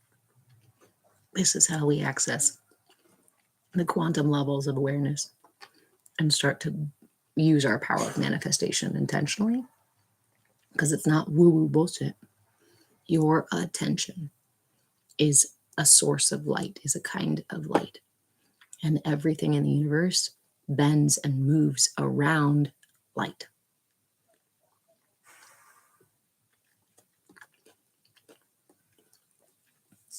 It's way deeper, it's way more profound than just getting more balanced with my emotions. But this is where we start. Enlightenment is just the process of becoming more and more aware of the subtle layers within the self. And if we are operating like toddlers in gross motor skills, just swinging our emotions around and flopping our body into places, and if that's how we're living our lives, we might not be quite aware of the impetus that's going underneath and the programming that's going on underneath that's causing ourselves to do that. Hey Curtis, we are often in the West raised into a culture and taught to live our lives in this very like constant need space. It will take us a little bit to find balance, but once you do, it's a lot easier to maintain it. It's a lot easier to maintain it. There's an Ayurvedic principle about that. Okay, so let's see. I'd like to offer, again, remember to throw your questions out if you have any questions. I am going to offer some more practical, actual tools for the sacral chakra. So dance is a really, really, really good one. I brought my hula hoop out today. I'll just hula hoop for a second here. But one of the best things that you can do for your sacral is dance. Dance, move, wiggle. Goddess pose, right? Yeah, I have to use like a really awesome like sound when I get down to goddess pose. If you don't know how to hula hoop, go get yourself a hula hoop. Doesn't matter if you're good at hula hooping or not, as long as you don't break anything. Yeah, see? No, dog is going to get upset because I'm hula hooping in the house. Well, come on. So, no, I'm not going to hula hoop for a whole hour, a whole nother hour, but yay for hula hooping medicine. Yes. So dance, moving. A lovely friend here just recently sent me a fantastic video of another creator talking about, what's the term? It's called mapuka, AKA what we call twerking. It is amazing for your sacral chakra, for your hips, for your belly, for your digestion, for your back, for your confidence, for your fluidity, for your joints, for your flexibility. It is very stinking good. Jessica. Yeah, you got a brief blip of my books. One of these days, I'll give you guys a book tour. You actually have a hula hoop. Woohoo! Hula hooping, twerking. Let's see. What else? Stomping and getting really like low and into the low hips is also going to help strengthen the root chakra as well. So remember that. But it's really the like wiggly, wiggly, squirmy, wormy kind of dance stuff that gets into our sacral chakra.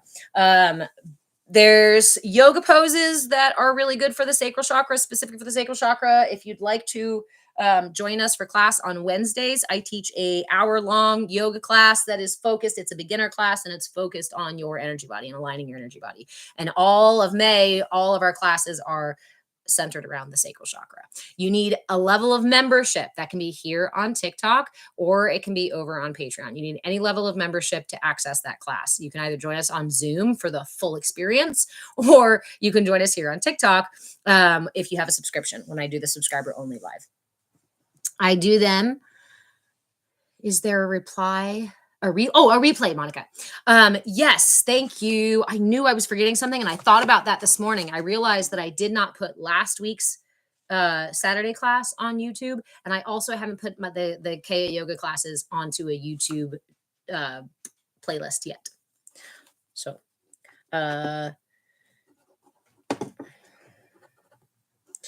those classes are from 5 to 6 p.m. Pacific time.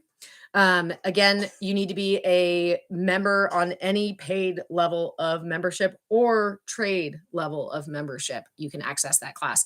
This is me figuring out how to show up authentically, give you guys the information that I feel compelled to give, while also opening a channel for receiving. Yay, I'm learning to balance my chakras too. So I deeply appreciate all of you who have walked this journey with me, supported me on this journey at any point in any way. And even just the encouragement and the reflections are fantastic. So thank you guys for continuing to support me. For those of you who are not members on TikTok or on Patreon, Patreon's really the best place to be because TikTok takes up to 60% of what I make. So if you want to link directly to it, there's the clicky things in my profile. But if you want to link directly to it, you can always send me a message. Yes, link in bio. Also, I am Move with Change on all my platforms. All the platforms I'm on, I'm Move with Change. If there's another one, let me know. If you have questions, you can send me a message. If you can't find the link, you can also just send me a message. I can't talk much about it because TikTok takes down my live for telling you to go elsewhere. Okay. Replays of CAYA yoga. And I already forgot the other thing. Yeah, and 60%. They can take up to 60%, which is why you'll notice that the subscription levels here on TikTok are higher than they are on Patreon. I did that to reflect the percentage. Patreon takes like 5%, which is still kind of high. But we have to use the platforms we use so that I can get the info out there. And to be honest, TikTok has been, I've been here for, I think, 2 solid years teaching online since I was able to go live. And that went from 1,000 when you had to go live or got to go live to more than 12,000. Like I said, the feedback has been fucking amazing. And the fact that you guys have all gathered here because of what I'm sharing is a really, really powerful reflection. So again, I'm really grateful for that. I also know I have to pay the bills. My kid's birthday is on Tuesday and we got to do cool shit for him, right? I have to support my well-being as well as my family's well-being. So in the realm of learning to be true and authentic to me, this is what is most compelling to me. And I'm working on figuring out a way to make sure that you can get as much as you can out of it, especially all that much more if you're actually willing to support me or you're able to support me. And if you can't financially support, then again, I also offer trade because I also need a team of people. Otherwise, I'm at the glass ceiling of trying to figure out how to do all the social things all at the same time. I love you too, pretty dudes. He's got headphones on. I will tell him he's got headphones on. I was about to yell at him. What was the other thing that I was going to write down? The replays of CAYA yoga and if it was important, it'll come back. And no one deserves your energy and work for free. You're worth it. You know what, though? and this may be still my imbalance speaking. I don't know because I'm still in the middle of working those things out, right? This has been something deeply compelling since I was yittle. And stick around if you're new to here. I continue to share more and more about my personal story and how I got here and how all of the what does my friend call it? My lore. I will start sharing my lore more. I have never been a social media person, so this is really awkward. It's really been an awkward journey of showing up authentically.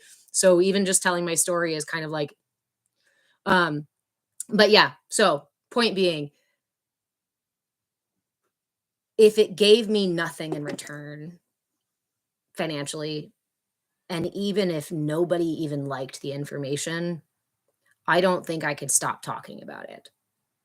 It's been a lifelong journey, and it's been the very place where I've had my most powerful experiences, insights.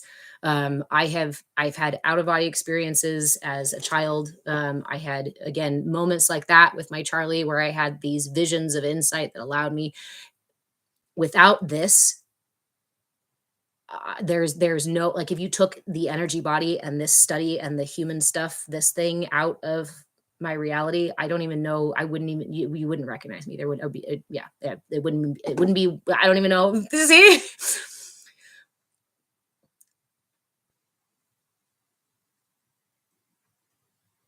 it is important for me to learn how to receive, and that's something that I am working on right now.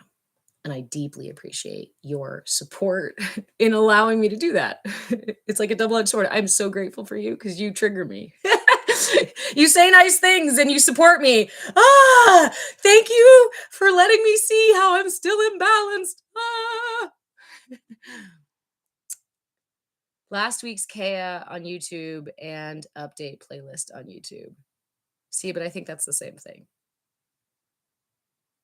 Yes, I believe in the Smurf economy. Everything is free and done for the joy of it. I do it for the joy of it. I do it for the joy of it, and I won't ever stop doing that. What it's really cool is in the last like 5 years, other people find it awesome too, which wasn't the case before. In the 80s and the 90s, this was still very, very like woo-woo nonsense. Oh my God, stop talking about it. What are you, a fucking hippie?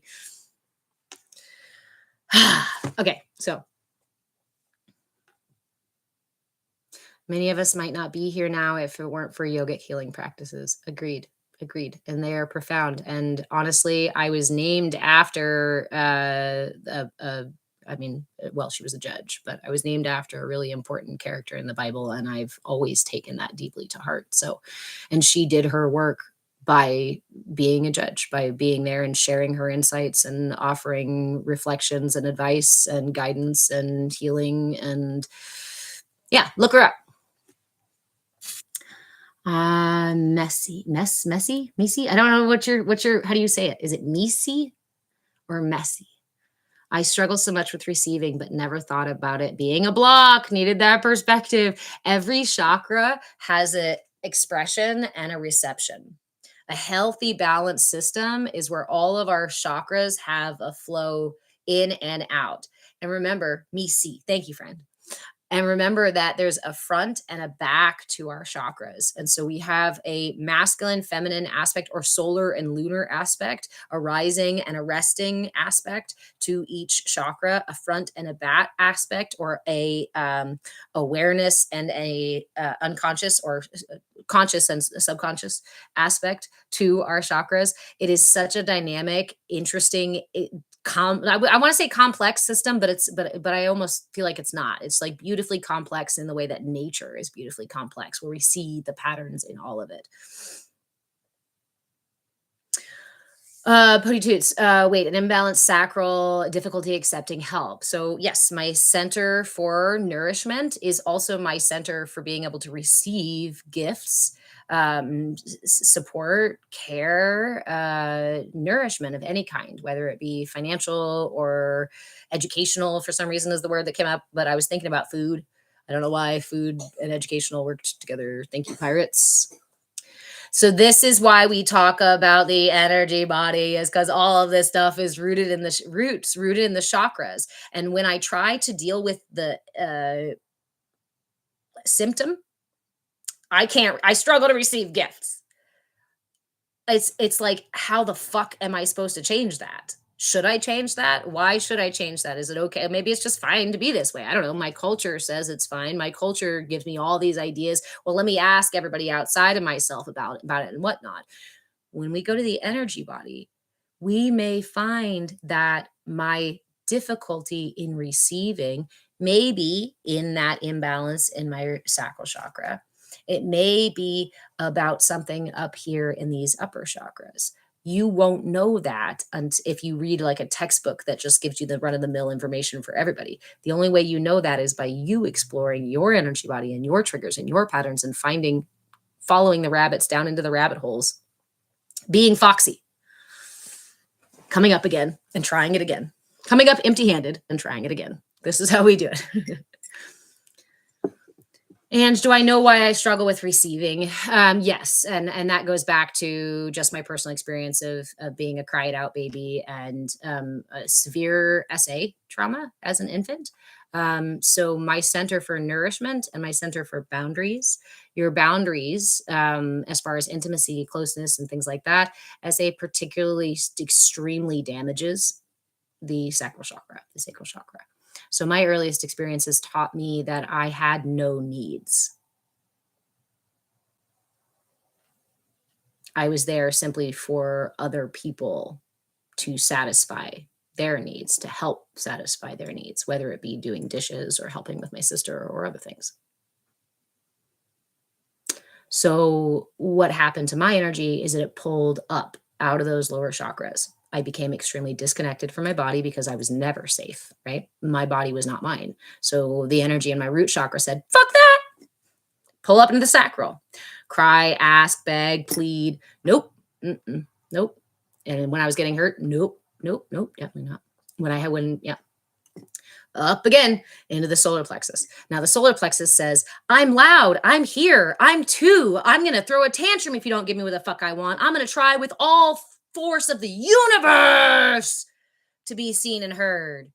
But if you're a young girl in the West, that is also not acceptable. Girls need to be quieter and demure and respectable and cross your legs and put your hands like this and answer the phone with just the right tone. And so where did my energy settle? The first place that I felt safe to be me, to express my energy, was through my heart. It left me feeling completely disconnected from my body. It left me with no sense of personal need or self-care. And so essentially created a kind of energetic martyr. I gave and I gave and I gave. And I know there's plenty of you who experience something to this degree where you give and you give and you give and you say, why doesn't anybody give back to me? The whole you get what you give thing, that has been a thorn in my side my entire life long. The fuck do you mean I get what I give? I have been giving so much and we're here.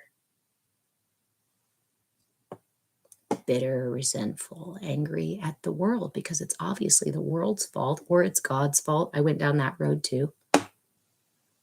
Or it's my partner's fault or it's my parents' fault or I need therapy or this other thing. And my energy was just out of balance.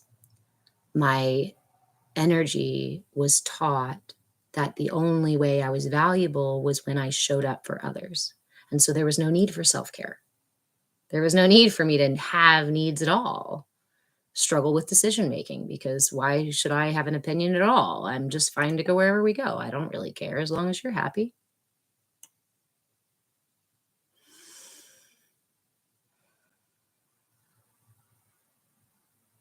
I think we can collectively pause for a moment and hold our hearts, if you feel called to do so, just to acknowledge and to hold space for. This isn't about shame or guilt. This isn't about beating myself up. And it's not even about being mad about the situation. It's accepting that what happened happened.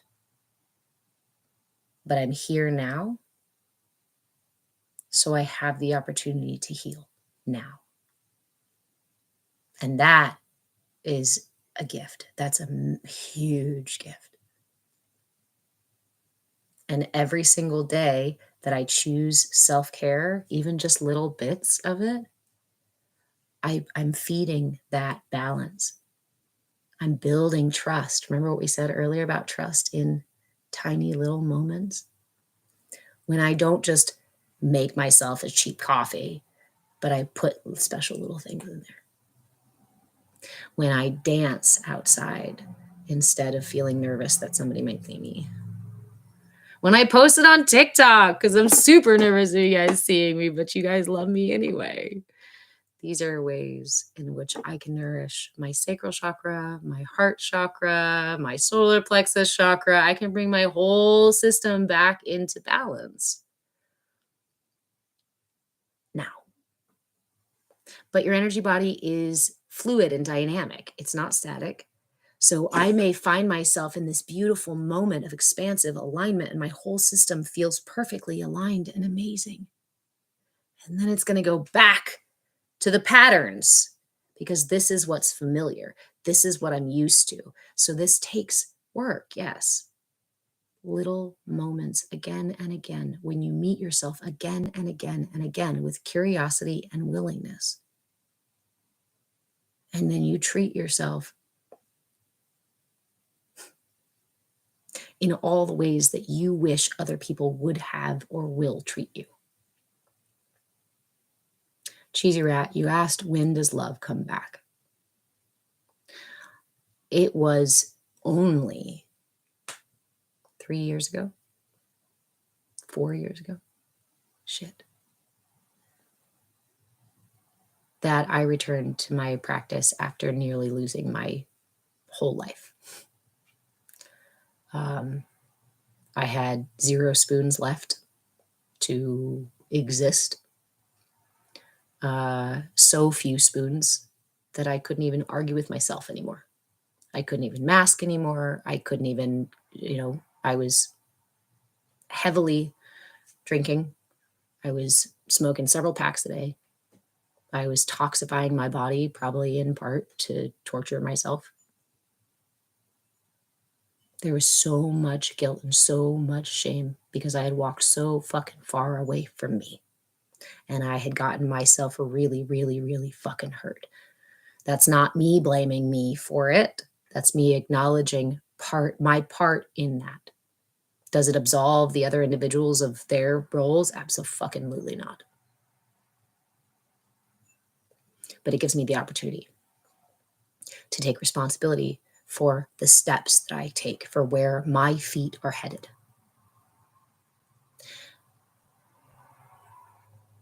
Glenda, thank goodness you're here. I love your content. It's honestly, it's through the content that I'm here. I opened a TikTok that first year and I would have never come to TikTok. And if you scroll all the way through my content, you will see my first video, which says, no one is coming to save you. And that took several months for me to even get there and be okay with it. So, Cheesy Rat, you ask, when does the love come back? Because there was none. I was void, completely devoid of it. But it was by showing up for myself, no matter what. I started with 15 minutes a day. I suggest now that you start with 5. Like, you don't need to try 15. That was a lot. But if you start with 5, and in those 5 minutes, you just allow whatever comes up to come up. What does that look like? I would roll out my yoga mat every day, and for full 15 minutes, I'd sit there. Some days, I would just bitch out loud, just at myself. Yep. I would say whatever the fuck was on my mind. Other days, I would just cry. Some days, I'd sleep. I'd go back to bed. Fuck it. At least I'm on my mat. 15-minute timer on. Didn't matter. Didn't matter. But I was on my mat every single day. And the only intention, which kept all of my attention, was to meet myself with curiosity and willingness. I actually didn't know what I was doing. I don't even remember what gave me the impetus to do it, but I didn't know what I was doing. And I was just meeting myself every day because I knew I had nothing left. I had nothing else to do. And I had to continue. I'm a parent here. It was actually one night when I had waited until the very last minute to have my 15 minutes. And I was belligerently drunk. I was seeing double. My throat and mouth just hurt and stunk from all the freaking cigarettes and alcohol. You know that burn when you just, yeah, bleh. I could taste it. I could feel it in my system. I was feeling like crap. I was angry at myself. I was feeling shame and guilt. My son was asleep next to me, and I was talking to myself about all the terrible things I've been doing as a parent and all these other things. And in that moment, again, the moment of insight, the moment of guidance, the moment of grace, and allowing the feelings to happen. Okay. For some fucking reason, I took my hand on my back and I started out saying, fucking good job. You only had a 12 pack today. You could have had a 24 pack. But when I did it, I realized I was hitting myself kind of hard, right? And so I softened. And when I softened, just like the story about the snowball, when I softened, that pat, so did everything else. And I heard another voice, which I had not heard in I don't even know how long, that said, yeah, it is okay. You did great today. Is it your absolute best ever? No, but you're never going to be your absolute best ever. And I thought to myself, a voice responded in my head, what the fuck are you doing? Are you seriously congratulating yourself for being completely wasted? What? Yeah. Yeah, I fucking am. Yeah. Yeah, because she needs to be accepted and seen too. She's doing that because she's something. And she's continuing to make us all wasted every single day. So maybe we should listen to what she has to say.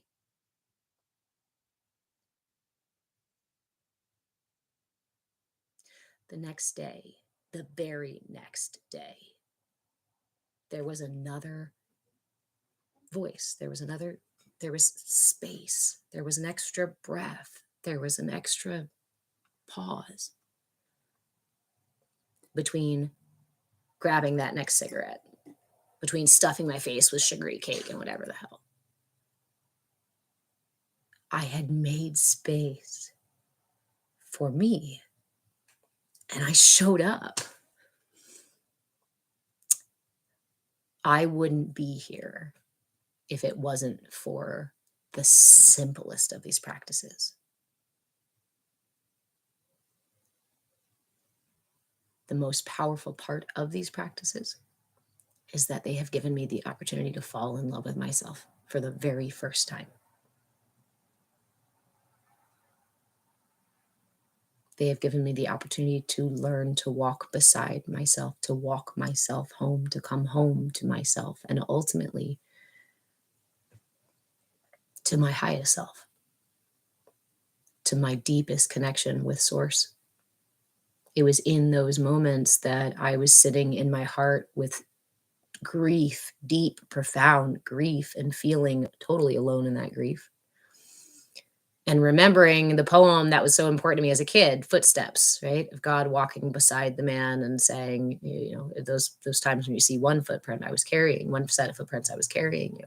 And in that moment, I remembered that poem. And instead of, oh, I'm carrying you, I'm outside of you, I heard it from here. It's not that I am carrying your body because we are separate. I am enlivening your experience. I am.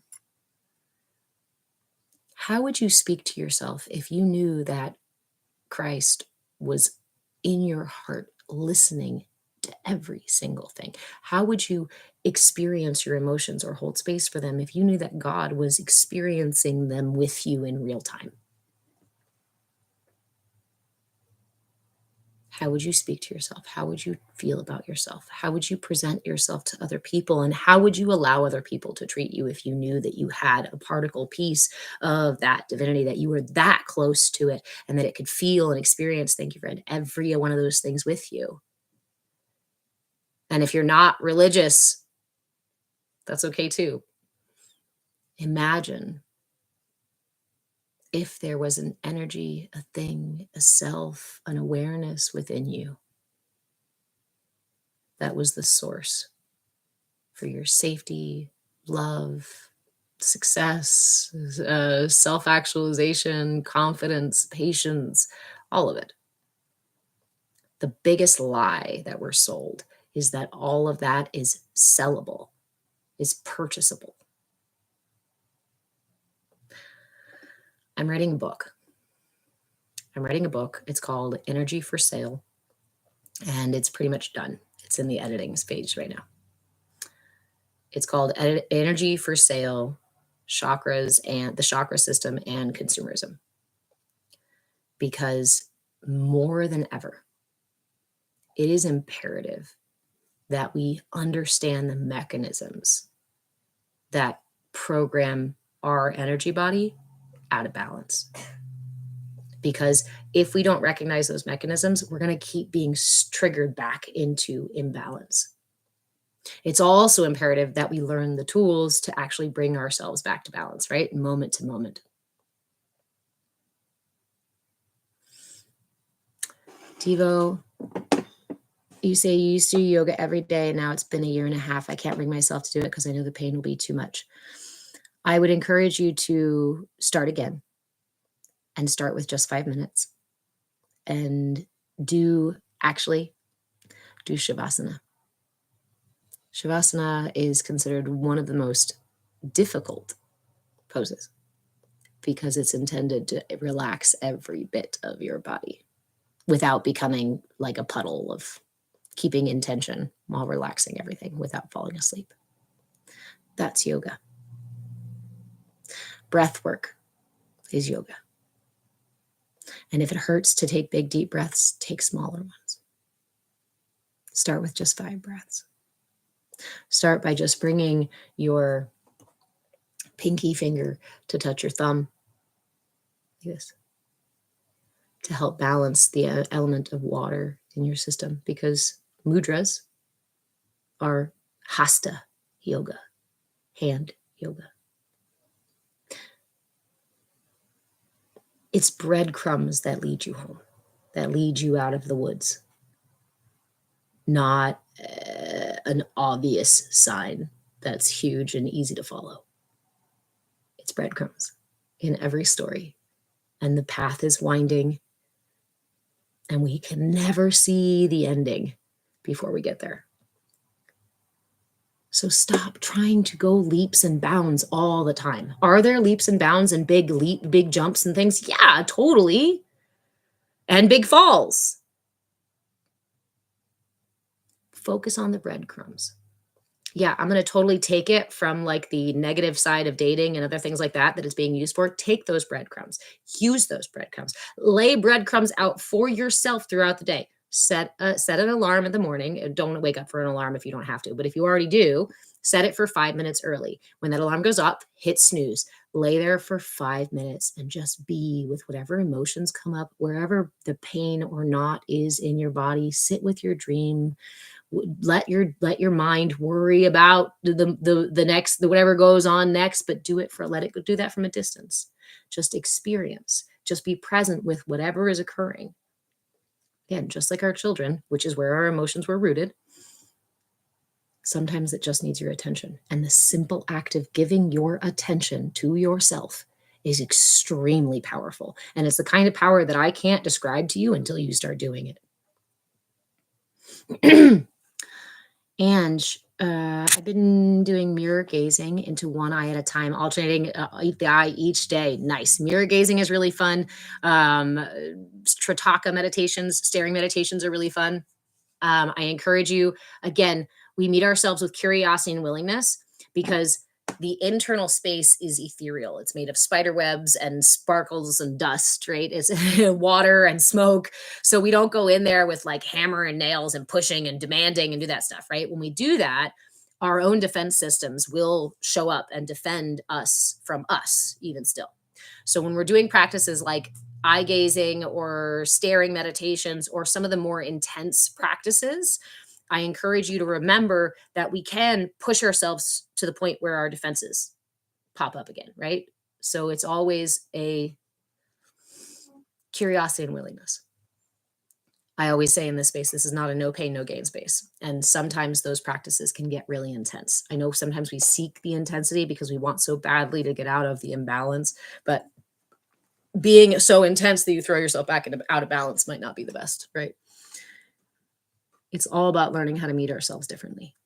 And the chakras, the front and the back, is the one masculine and feminine. Example is the front masculine. Let's go briefly over the structure of the chakra system. FYI, I have cheat sheets for the tools and the system and all the parts that we've talked about. Every month we've done another part of the system. They're all on my Patreon page. Please go find me on Patreon. I move with change, links in bio. Sorry, TikTok, I had to say it again. I know you don't like me sending people off platform, but that's where they are. They're also my link tree, I think. But there's all sorts of stuff in the shop. I don't want to sell it to you right now. This is why I'm not making any money, because I don't want to sell it to you, but go check it out because some really cool shit. The inner light map and the sacral chakra cheat sheet, but also the cheat sheets for all the other months that we've done so far. Structure of your energy body. Okay, let me pin you, and I'm going to scroll down really quick because I'm already running out. I'm already falling behind on comments here.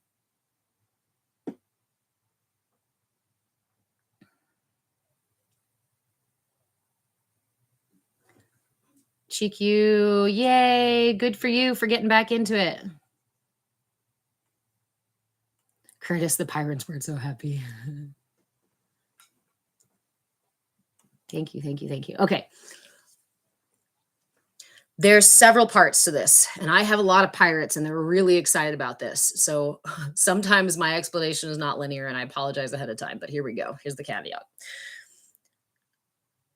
Root chakra, down at the base of your, if you're sitting down on your pelvic floor, if you're sitting down, you're on your root chakra. That's the color red. And that is, no, you can just cheat quickly. Okay. Cheat sheet through it. Sacral chakra develops next. It's the color orange. And is located between the, so if you take your thumb and finger, like so, pinky finger, thumb and pinky finger out, and place your thumb inside your belly button, and then wiggle your pinky down until you find the top of your pubic bone. That's your sacral chakra. The front of your sacral chakra is that area. It's not like a pinpoint spot because this is an energetic vortex, right? So you're going to have a little bit more, and depending on how big or how small yours is in any moment, it may be a little bit different. So the front is right there in the front. The back is directly behind it, which means that your low back sciatic area, that's your sacral chakra. So issues with front or back, that's the sacral chakra. So the other ones go very similar. Solar plexus, do your fingers like this again. And this time put your thumb on your sternum, where you're just at the base of your sternum, and your pinky goes into your belly button. That's your solar plexus. This front is right there in the middle of your belly, and the back is right there. Also note that whatever organs and things are in that area are also going to be affected or ruled by those energies. So your upper digestion, stomach, spleen, liver, those kinds of things, these are your solar plexus. My reproductive organs elimination, parts of elimination are with the sacral. Root, elimination, and your grounding in your body. Okay. Heart, right here in the center of the chest. Here's the front. The back is directly behind it. So struggling with your shoulder blades or your posture, that's your heart. Go up into your throat. Your throat chakra is, again, just generally in the front of your throat here. The back of it is also back here. Major issues with neck, posture, whatever this is called, collarbone, thoracic outlet things. This is where all of my shit is. Why? What did we just talk about? How I pulled all my energy up here and kept it the fuck all up here. Your body needs a downward and upward flow, both directions. And I was like, nope, we can't go down there. That's not safe. Okay.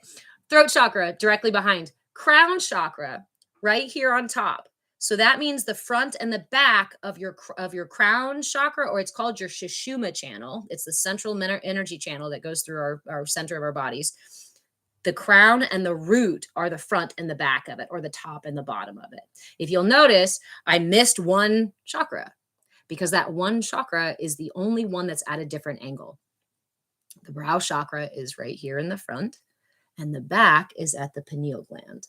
And that is a 45-degree angle.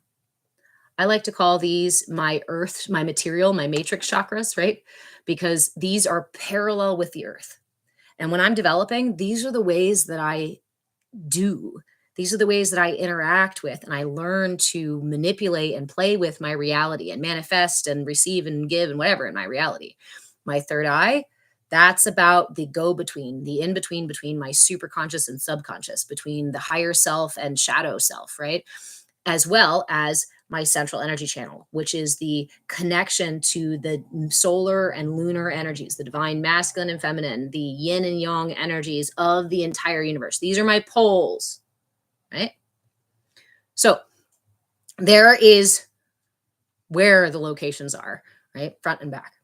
Then we also have, I mentioned the central energy channel, the Sushumna channel. Then we also have what's called nadis. The nadis are the minor nadis. There's like 1,700 minor nadis. There's like a ton of all these different tiny little channels and other chakras and things like that in your system, but I don't cover those entirely in this one. So nadis, there we go. You have two nadis, the solar and lunar nadis, that connect the third eye down into the sacral and root area, the connection between the sacral and root. So what this does is, you remember how, or maybe not remember, sorry, chakras, I'm talking to myself. You remember how the chakras are named after the wheel, right? Why they call them wheel? Because they turn, because there's a turn, there's a twist to them.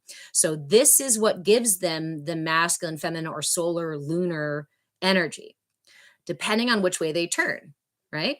I know that my left is my lunar energy. This is my receptive energy. It's also my resting and nourishing, rejuvenating energy. My right is my channel for my solar energy. This is my pranic energy. This is my rising and raising and doing energy and getting loud and active, right?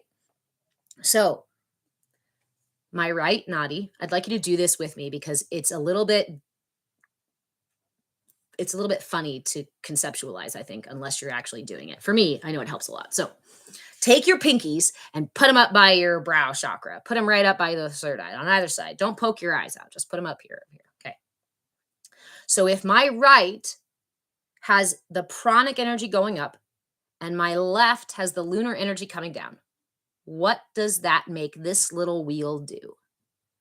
That little wheel is going to turn to my left. Yeah? Yeah. Simple physics, right? Put a belt around the little circles. So then these intertwine. They cross between each chakra. So that means that if it turns my brow chakra to the left, it makes it a lunar and receptive, which is good. I need to communicate back and forth. That means that my throat becomes like a DNA helix. Like the same patterns, geometry, and whatnot we see everywhere else in the universe, right? Because we're not separate. That means this becomes a masculine or a solar aspect, which is the place I express. That means my heart is a lunar aspect, the space for compassion. You see how these make sense, right? Solar, again, this means the nadis are turning it to the right. This is my masculine aspect. Sacral, lunar aspect. Now, we call the root and the crown, the solar, the crown, and the lunar is the root. But again, these are dynamic systems. So at any point, you can be having you can have more yang energy in your root, or you can have more yin energy in your crown. Your energy is yours and unique, and it's amazing and beautiful. Yes, Curtis. Oh my gosh, it makes so much sense. I'm gonna keep going too. And because I want you to have this. When you have this in there, you're like, oh, my system is totally accessible and I can work with this, right?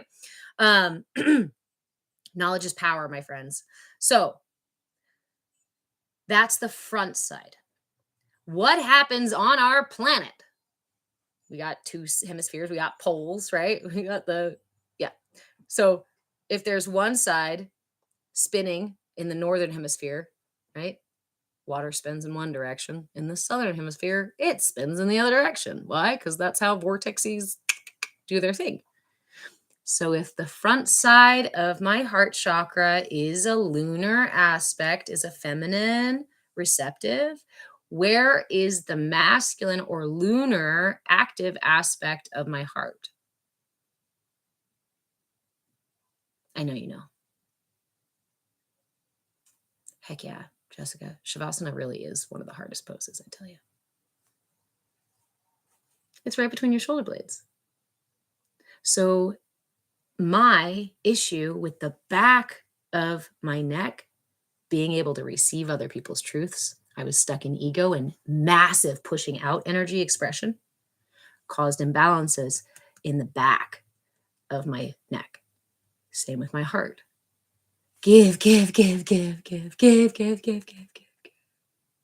Do, being my receptive, I guess give in the sense that this is the lunar way that we give compassion and do these for other. Martyr. Oh, boundaries? Being able to receive and be taken care of and have compassion for my given to myself as well. So as you mentioned earlier, Putty Tubes, not being able to receive, that being rooted only in the sacral, no. It can be a lot of other places, right? So this is another way that we can follow these, we can be foxy and follow these rabbits down the rabbit holes. Ask yourself right now, where is the most chronic issue in your body? Start there. That's the energy that needs your attention the most. That's the chakra that needs your attention the most. And when you bring that into balance, it will lead you deeper to the next chakra that it built the imbalance on top of.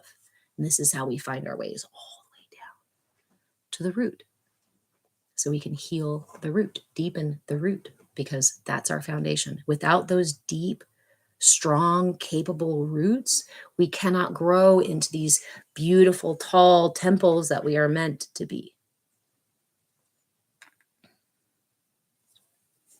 And yes, okay, I understand. What about the left shoulder? Is that the throat chakra? So there are actually minor chakras on the shoulders and on the face and stuff. And we will actually get into those in October. I think we talk about those in October. We talked about the lower minor chakras in March, and there's a cheat sheet for that on my Patreon, and there will be a cheat sheet for months ahead as well. I just don't want to put them out before I did the month. But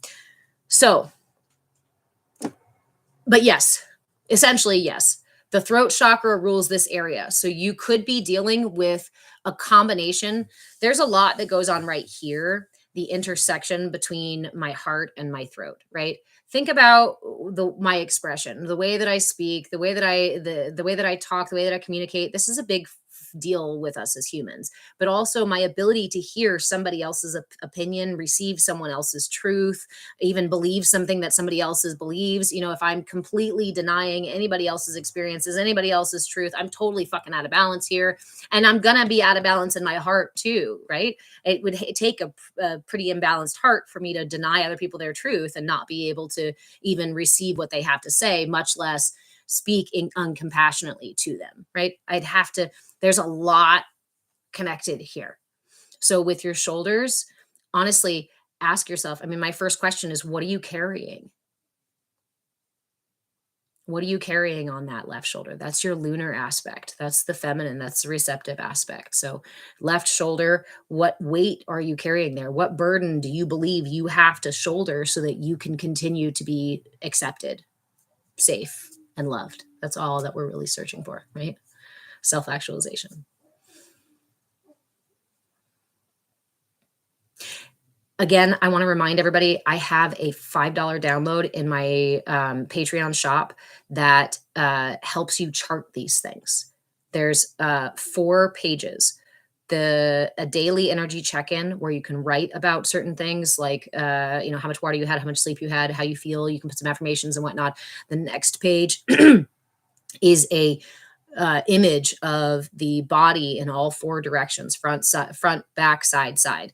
And you can use that to color and draw and write these things. And when you say my shoulder's hurting. So ask yourself and reflect in that moment and say, what am I carrying? What comes up? One of my favorite, we'll get into that one. There's another really good practice in terms of asking your body directly what it needs to tell you. We can get there in just a second. So, and that's also a good one for the sacral too.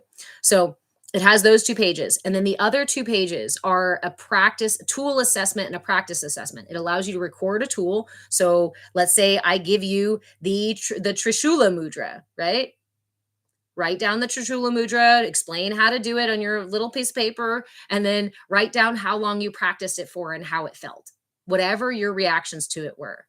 Keep these things in a journal. That last page is one's to record the tool and the other is to do a practice assessment and write about your experience in that assessment. Why am I doing this instead of creating an encyclopedia with all the information and all of it? That's a one size fits all, because we're not one size fits all. And I'm not here to sell you another fucking thing that you can go find somewhere else. I'm here to encourage you to cultivate your inner guru, to enlighten your system about your system, because nobody else can do that but you. And honestly, I don't have the time and space to coach absolutely everybody. And that was my dilemma. How do I get this out there and make sure everybody has the help they need without me being the one who has to shoulder that entire fucking thing? I'm handing you the tools. Yes, I want to listen and understand my inner physician. Yes. Let me see. Okay. So some of the tools, let's see. I offered you guys a couple of mudras earlier this week or this month. I offered initially the Svadhisthana mudra, the mudra that's specifically for the sacral chakra. That one. Let's see if I can get him. Okay. All right. I'm feeling flexible enough today to try this one. So, Schmiegel, you're working on your root chakra? Good. That's important stuff, my friend. All of our chakras are important at different places and different times, right? And the root and the sacral are so close together. A lot of the work that we do on the root will help improve the sacral. Honestly, working with your root helps improve the whole system. All right. This is a little bit of a twisty one. Yes, son? Can you curl up the thing because it's getting too hot? It's getting too hot? Okay. Ooh,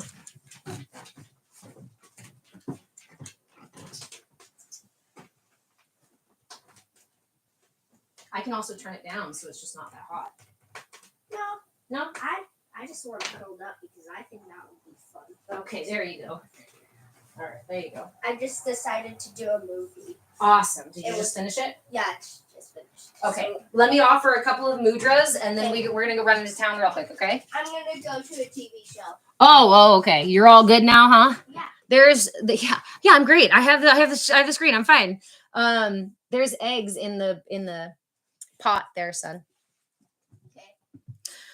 Okay. May I try Darkwing Duck? It's Disney. Yes, you can watch Darkwing Duck. What is that, though? It's a cartoon I grew up on, which we can talk about the cultural conditioning that came from Darkwing Duck too. It's kind of like DuckTales. So is the Donald's Nephews TV show. Definitely is. And there's a couple that's like it. Te amo todo tiempo, mijo. Okay. Okay. Everybody's like, yeah, Darkwing Duck. Any quick tips for the root? Quick tip for the root, stomp. Stomp around, Go walk outside, walk barefoot, eat red things, wear red things, put red things around you. The Bij mantra, the mantra that's the seed mantra for the root chakra is Lam, Lam. So instead of Om, you can just go Lam, Lam. It helps to tune your root chakra. Also, quick tip for all the chakras, use the scales. Do, re, mi, fa, sol, la, ti. My scales might not be perfect, but that will help align your chakras. that gave my, was that chakra chills? I don't know. It's that good. It's that powerful, and it's that effective. And part of the thing that we realize that this kind of stuff is, we think it's not effective because we don't have the sensitivity to even notice when our awareness or our chakras are out of balance or our energy is out of balance. We're so used to being out of balance. We're so used to denying that our energy body even exists or that these simple tools work that we're not even going to notice, which is why I implore you, I encourage you, I invite you, there we go, to align your intention and your attention. That in and of itself is extremely powerful. This is what all that marketing and all the other bullshit and all the other stuff trying to get your attention and keep you out of balance. What are they doing that with? Your intention and your attention. And they know how to get underneath those things to the subconscious to formulate intentions for you and drag your attention to wherever they feel like. So I think it's absurd that we live in that kind of world. And this is my radical revolution to give you the tools back, to come home to yourself, to pull all of those energy sources, right? I call back all of my energy. Every fucking hook is getting the fuck out of here. I am done being pushed and pulled around by other people's ideals and other people's beliefs and other people's expectations. That's not what we're here for. It's like going outside when the rainbow comes out and then saying, oh, all of that is nice. God created all these beautiful colors and it's all pretty up there. But yellow is the only good color. You can't be any of the other colors and expect to get into heaven and be a good person, right? I mean, no, all the rest were mistakes or tests to challenge you, like some weird narcissistic relationship where you have to be worried that your parent, creator, whatever is trying to manipulate you. Fuck, that's a scary place to live in too. And that's also out of balance. Thank you guys for the gifts. I'm going to share this mudra with you. This is not my favorite mudra, but we're going to do it together and we're going to get through it. Xenostar, gut issues and constipation are which chakra? Look to your root and to your sacral chakra. Sometimes it can be into your solar plexus chakra, but that's usually upper, heartburn, acid reflux, digestive issues. Obviously, heartburn means that it's affecting your solar plexus, is affecting your heart chakra. So it's somewhere between the interconnection between these two, the balance between these two. So sometimes this one can just be out of balance. Sometimes it's an imbalance or unbalanced or wounded relationship between the different chakras. Okay, let's do it. Bring your hands, palms facing each other, but bring them apart just a little bit. Cross your fingers so that your middle finger goes over the backside of your index finger. Again, I apologize. This is not an easy one. I have much easier ones here in just 1 second. Pull those fingers down as far as you can. Again, don't hurt yourself. Nope, this is not a no pain, no gain kind of space. Find the extension that you can, but you are going to need them kind of far down. Interlace the pinky and the ring fingers. I know this is getting complicated. I promise not all the mudras are like this. Keep those index fingers touching and roll them together as best you can so that your nails touch. And then you bring your thumbs to the tips right there. You see how that kind of looks like hips thing? Yeah. This is the really complicated one for the sacral chakra. You're very welcome. Okay. Now On to easier ones. Wait, what? On to easier ones. So last year when I was teaching all this stuff, I was making you guys videos about all of these tools so that you guys could download them and keep them. I realized it was way too much work when I wasn't being able to pay the bills. So if you guys want to, and I don't want to put it like I'll do that if you do that, but if you guys if I had 500 of my more than 12,000 followers go to Patreon and pay me $5 a month, I could go back to doing this absolutely full time and I'd have no qualms about making you downloadable content for every one of these tools. That was my intention this year. But I realized I was trying to give away a whole lot more than I was actually capable of without some sort of return on it. So, little plug there. Patreon is the best place to do that. I move the change on Patreon. Thank you for the follow, friend. So complicated and so beautiful. So, all right, some easier ones. The Kangula mudra is a little bit easier. Bring your earth finger down into your palm. This is your ring finger, sorry. Ring finger into your palm. And then just gather the other fingers together, thumb to touch. This is the Kangula mudra. And this awakens our inner potential. It is such a soothing, like I feel like this is a waterfall. I don't know how else to describe that. Like I feel like I sink into water when I put this mudra in my hands. Here's an important thing to note, especially for those of you who are new in this space. We always want to hold our mudras for a minimum of 5 minutes. If you can't make it to 5 minutes, no shame, no guilt, no blame, none of that nonsense. It's not going to help you anywhere. But try your best to get to a minimum of 5 minutes because it takes about 5 minutes for your energy to circulate through your system. So if you really want to experience these things, 5 minutes at minimum. What I usually recommend too is if you have a time where you're like sitting and watching Netflix or something and you want to try some of these mudras passively, feel free to do it that way. I always encourage you to align your intention and attention because you'll receive a whole lot more and you can feel all the cool shit happening, but you can also sit in a conversation with other people. You have seen people, notable people out in the world right now using mudras. Do you recognize this one? That's the Uttari Boda mudra. That's for the solar plexus. That's to help build confidence and essentially stage presence. It's helping you show up in a kind of as an authority in a situation. Yeah. Which finger was it? The ring. The ring finger goes into the palm for the Kangula mudra. You can do this for 1 or for 2 hands. It's up to you. What's really cool with this one is there's a little visualization that really, really, really is magic.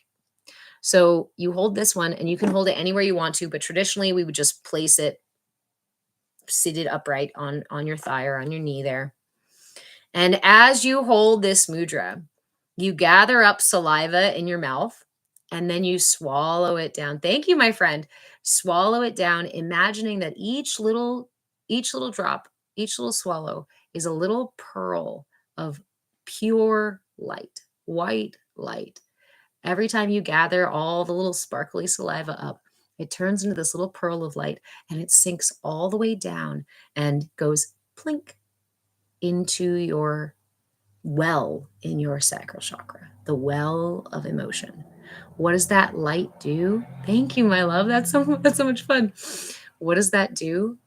It illuminates our depths. And oftentimes we hide. When we think of karma, there's these things called Rananabandha. Rananabandha are the like somewhere between the physical and energetic manifestation, thank you, of our karmic baggage. When we talk about karmic weight, the weight of our karma, it actually manifests as a kind of stiff, stuck, weighted energy down in our root and in our sacral chakra. Your sacral is your breadbasket. This is your nourishment. This is your connection to the universe. And within that is this well, where our wellspring, where everything else comes up. I love the creativity with the gifts. Thank you, my friend. Those are so much fun. So again, let's do this again. Kangula mudra. Drop your earth finger down into the palm and gather all the other fingers together to touch the pads together. Place that in your lap, close your eyes, gather up some of that saliva and swallow it down. And as it goes down, just watch that little droplet of light, the little pearl of light, plink down and sink into the water. I really love these visualizations because when you do this, you may notice that when it falls in the water, you notice something in the water.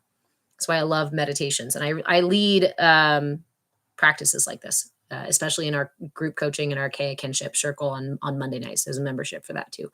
And I lead us through really cool visualizations like this that allow you to explore your inner cosmos without being the one to create the things, but to actually get into there and see what's in there and to ask questions and to receive insights from your internal space. Wellness integrated solutions. This is for the sacral. We're talking about the sacral right now. All of May is sacral, and then next month we're going to move up to the solar plexus. Last month we did the root chakra, and if you want the cheat sheet for it, for all the tools I offered, those are available on Patreon. If you want the replays for classes, I think they're still open. I think I put them away. Every month, I have a membership for that. I have a membership for the last 2+ years of all my classes. If you want a huge access to everything that I was giving away for the last 2 years or so and teaching online, it's an $11 a month membership, guys. And if I had 250 people who just wanted to watch my 2 years of replays and have all the freaking tools, I don't know anywhere else that you can get that. So anyway, thank you. Yes. For those of you who love this content, want more of this content, especially if you want to access more things like classes or membership or coaching, private coaching, group coaching, or other tools and things, go to Patreon and grab a membership. You can subscribe here on TikTok. And here's the only perk that subscribing here on TikTok gives you is that on Wednesday nights, I go live with a subscriber only live for the yoga classes. That's for people who don't want to be on Zoom because we're on Zoom otherwise. But you only get a 60-second preview for the subscription for the subscriber only live. And the prices here on TikTok are significantly higher than those on Patreon. And that is specifically because TikTok charges up to 60% of what I make.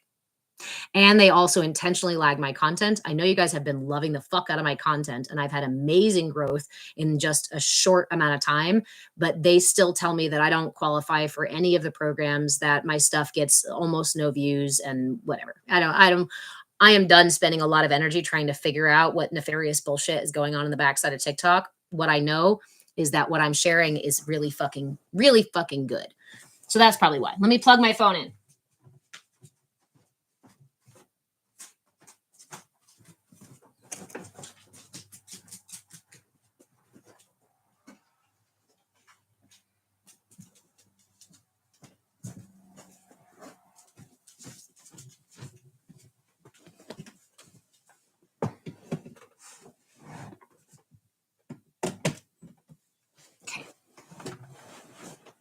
And then I really do have other things to do today. I love you guys so much, and I could sit here and talk forever about this. However, I went to a thrift store in town yesterday, and I didn't have cash on me, so I have to go and bring them some cash because they have a really amazing thrift store, and it might be one of the ways that I nourish myself. Yeah. So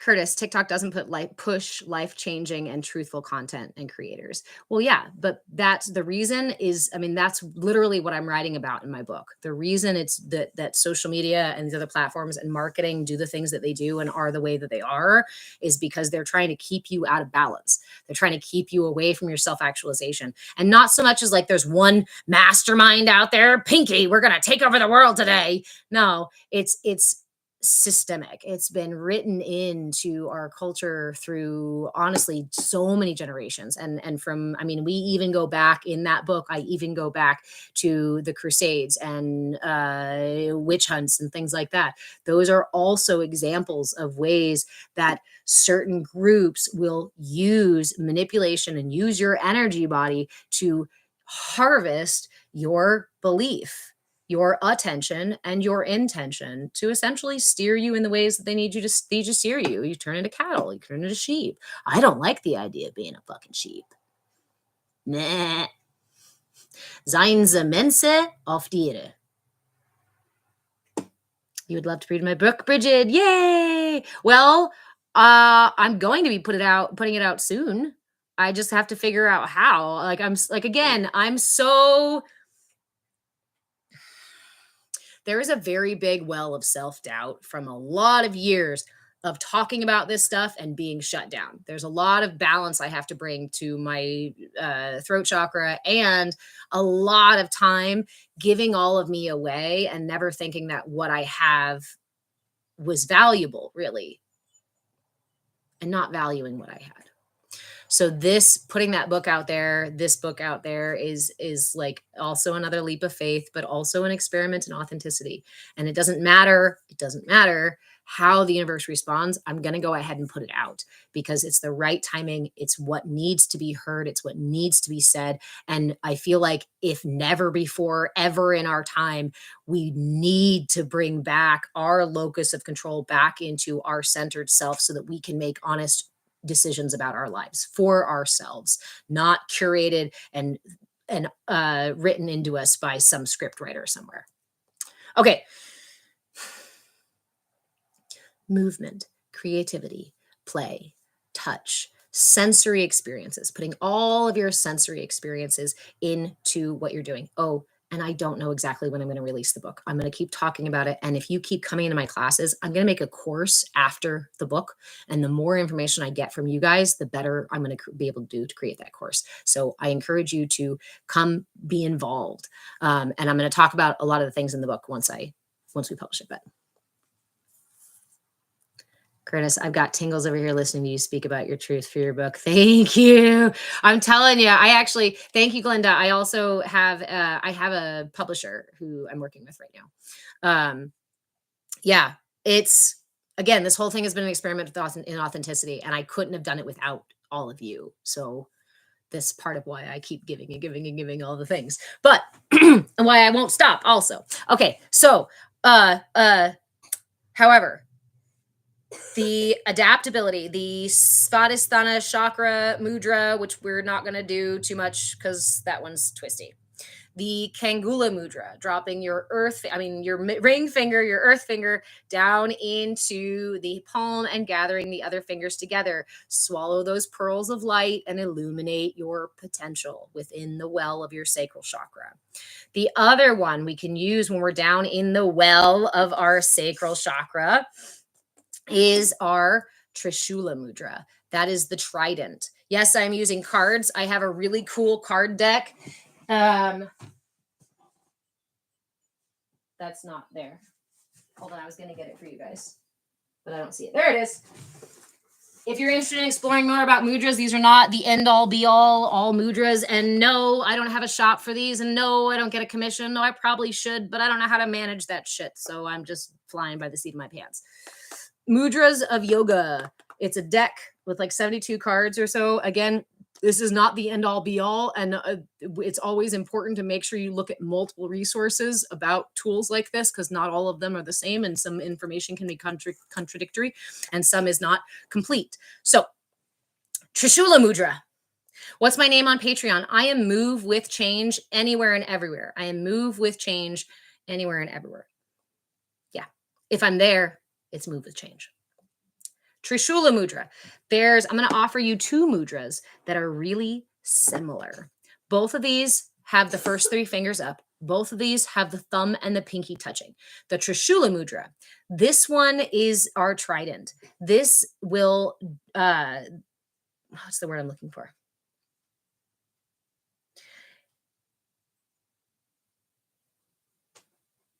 My pirates are arguing over what to call them.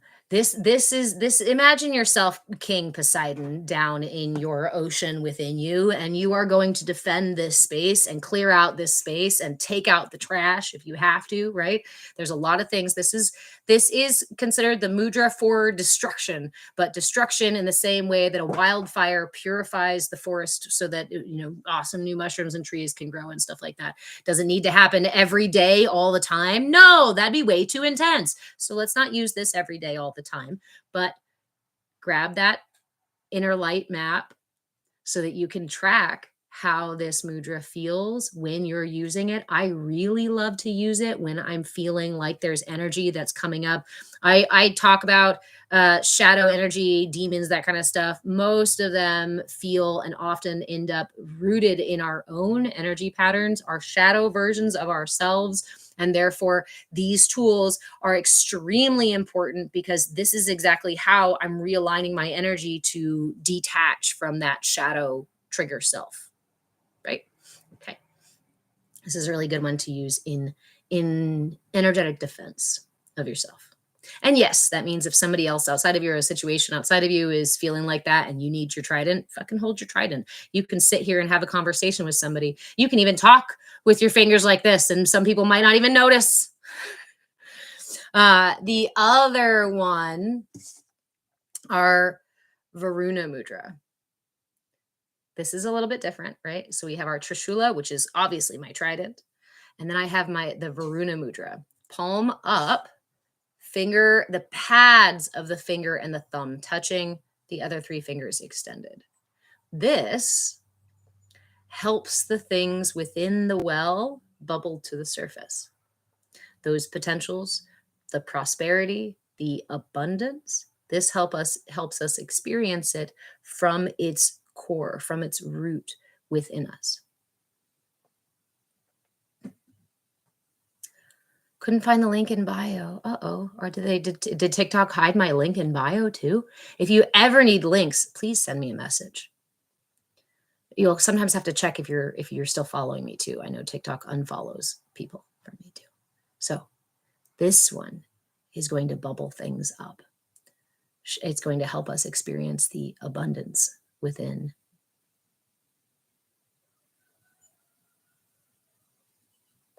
Minimum of 5 minutes is important, but even just holding it for a few minutes sometimes can make a big difference. So, Varuna, to cultivate abundance and prosperity. Trishula, to clear out and defend. I don't have the Linktree link up. Okay, I'll try to fix it. Thank you. Thank you for letting me know. Yes, babe. Can you turn this down? Huh? Can you turn this down, please? Yep, I'm actually getting off here in just 1 minute. Kangula Mudra, to help us illuminate the potential within. Swallowing down those pearls of light. The Svadhisthana Mudra. Yeah, you're going to do it again. I don't want to do it. That one. They're not all my favorite. This one. For all over everything sacral, front and back. Healing, alignment, balance to the whole chakra. Each chakra does have like 1 or 2 mudras that are really specific to the chakra that offer whole balance to the whole chakra. The other ones, a lot of times will just like, you want to know how to do this one, Annette? Okay, we'll go over it one time and then I'm going to boogie. Again, if you can't find links, please send me a link. Memberships and shop and everything is available on Patreon. Subscribing here on TikTok is also a good way to support. The ideal way is over on Patreon, but if you need any, there are perks here on TikTok too. Okay, so let's do this. Bring your palms to face each other, leave a little bit of distance. Cross the first 2 fingers so that your middle finger goes over the back of your index. And then curl the tip of your middle finger down over. So like if it looks like this, you're just trying to cross your fingers, right? But you have to bring your middle finger over the back side of your index. And then you want to kind of scoot them down. And if you need to sometimes I'll use my other fingers to scoot them down a little bit. Okay. A really nice deep crossed fingers. From here, interlace as best you can. It's not perfect. Just kind of hook your pinkies and your I don't keep calling them earth fingers. It is the earth finger. It is the earth element. The ring fingers and the pinkies get curled up like that together, hooked together. Okay, now here's the fun part. We're closing the doors to hear all the people. Okay, keep the tips of your index fingers together as you roll the nails of those middle fingers. Now bring your thumbs to touch the tips of the middle fingers. Ooh, did you see that? My tension up in the shoulders, heart and throat things. Okay. If this super tight doesn't feel good and you can't get there, I encourage you to go as close as you can. So if it's just like this and you get those sort of locked together and you fold it in and it's not quite connecting, bring your thumbs to touch here and leave a little more space. See that? It's okay to leave a little more space. We invite our mudras, not by force. We don't come in with force, swinging hammers and nails. That's not how we get shit done inside of ourselves. That's really like matrix material world thing, right? You need hammer and nails to build stuff outside of ourselves, but within, please put down the armor, put down the weapons and the tools, because the tools that you need are much more subtle, right? They're much more passive. Sitting with a mudra to help align your energy body so that it can actually heal the sciatic pain that you've been experiencing for so many fucking years. Thank you, my friend. So those were our 4 mudras for this month. And I still have 2 Saturdays.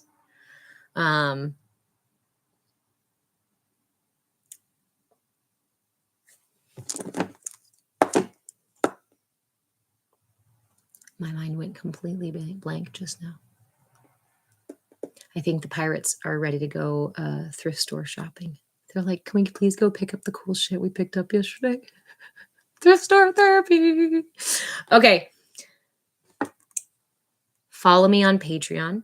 Follow me on YouTube. Move with Change in both places.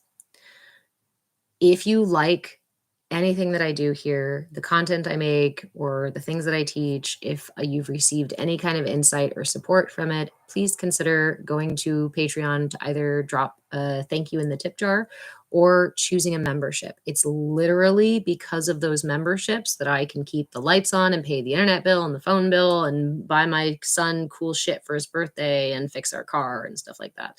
That's where I'm at. This last several years has been an experiment in authenticity. I stepped way south of my past, way east of my path. I was way off and nearly lost my life. So in an attempt to find my life again, I returned to the thing that was most compelling, most important, most me. This is it. It's energy. It's nutrition and astrology and shenanigans. It's playfulness.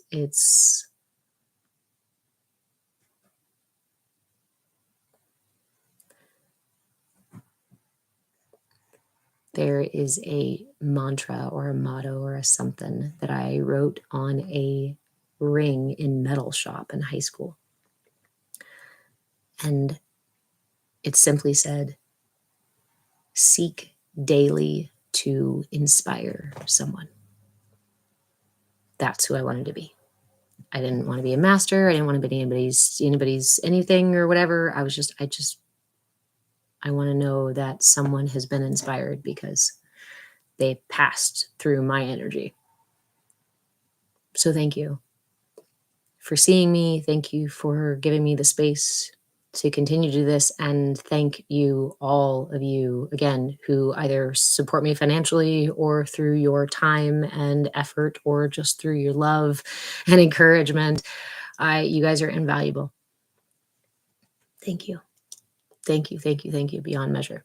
So The next thing that's happening in this space is Monday night. We have our CAYA Kinship Circle. That's our group coaching circle. If you want to join that, that is the only membership with a 7-day free trial because I want you to be able to pop in and check out what we're doing there. That's on Monday from 5 to 6 Pacific time. If we need to move times, we can do that sometimes, especially if we get more people, or if we need more sessions and we have enough people, I will definitely be adding more spaces to my calendar. Then we have Wednesday night yoga class for anybody on any level of membership. That's a weekly yoga class. You can come into Zoom or you can watch it here if you're subscribed on TikTok. And all you need at the very minimum is that $5 membership. That's $5. What's it? $5.55 a month.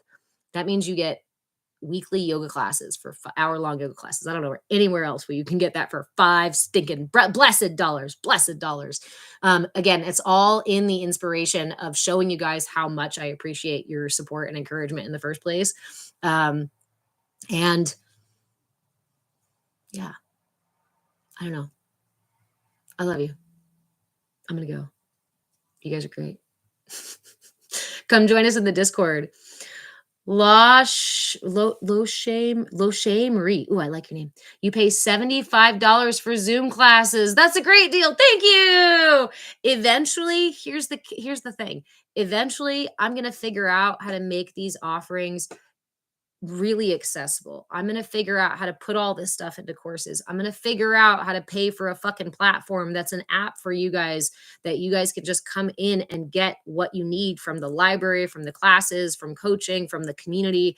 I'm working on building a whole platform for it, but I'll never charge $75 a month unless you want to pay it. Like I might leave you that whole, like, yeah, you can pay as much as you want sort of deal, but knowledge is power.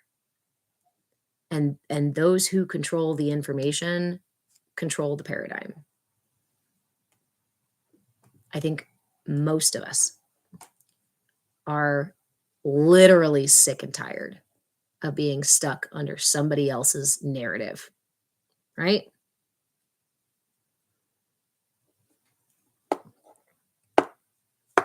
Let's self-actualize instead. Okay? Follow, watch for things. I'm going to write that book. I've already written the book, and I'm going to figure out where to post that book. Figure out how to publish the book. Okay. I love you guys. I'm going to go get my thrift store stuff, and we're going to watch for more content about the sacral chakra. Oh, one last thing. And it's specifically here on YouTube because I'm on TikTok because I can't do it on YouTube. Sorry guys. On TikTok, if you have questions about the sacral chakra or about any of the chakras, but specifically if you could keep it to the sacral in May, that'd be great. But do whatever you want. If you have questions about it, comment on my content. I can make you those video responses and it helps me create more content. And it also helps me know what you need in terms of creating a course or creating, other sorts of cheat sheets and things, or looking for tools in the future. You ask, then I know what to give, right? So ask your questions. I love answering them. I do appreciate it. Otherwise, if you want to go deeper, go get that membership and come into coaching. Okay. Bye for real now. All right. Good night, YouTube. I love you. Thanks for hanging out this whole time today.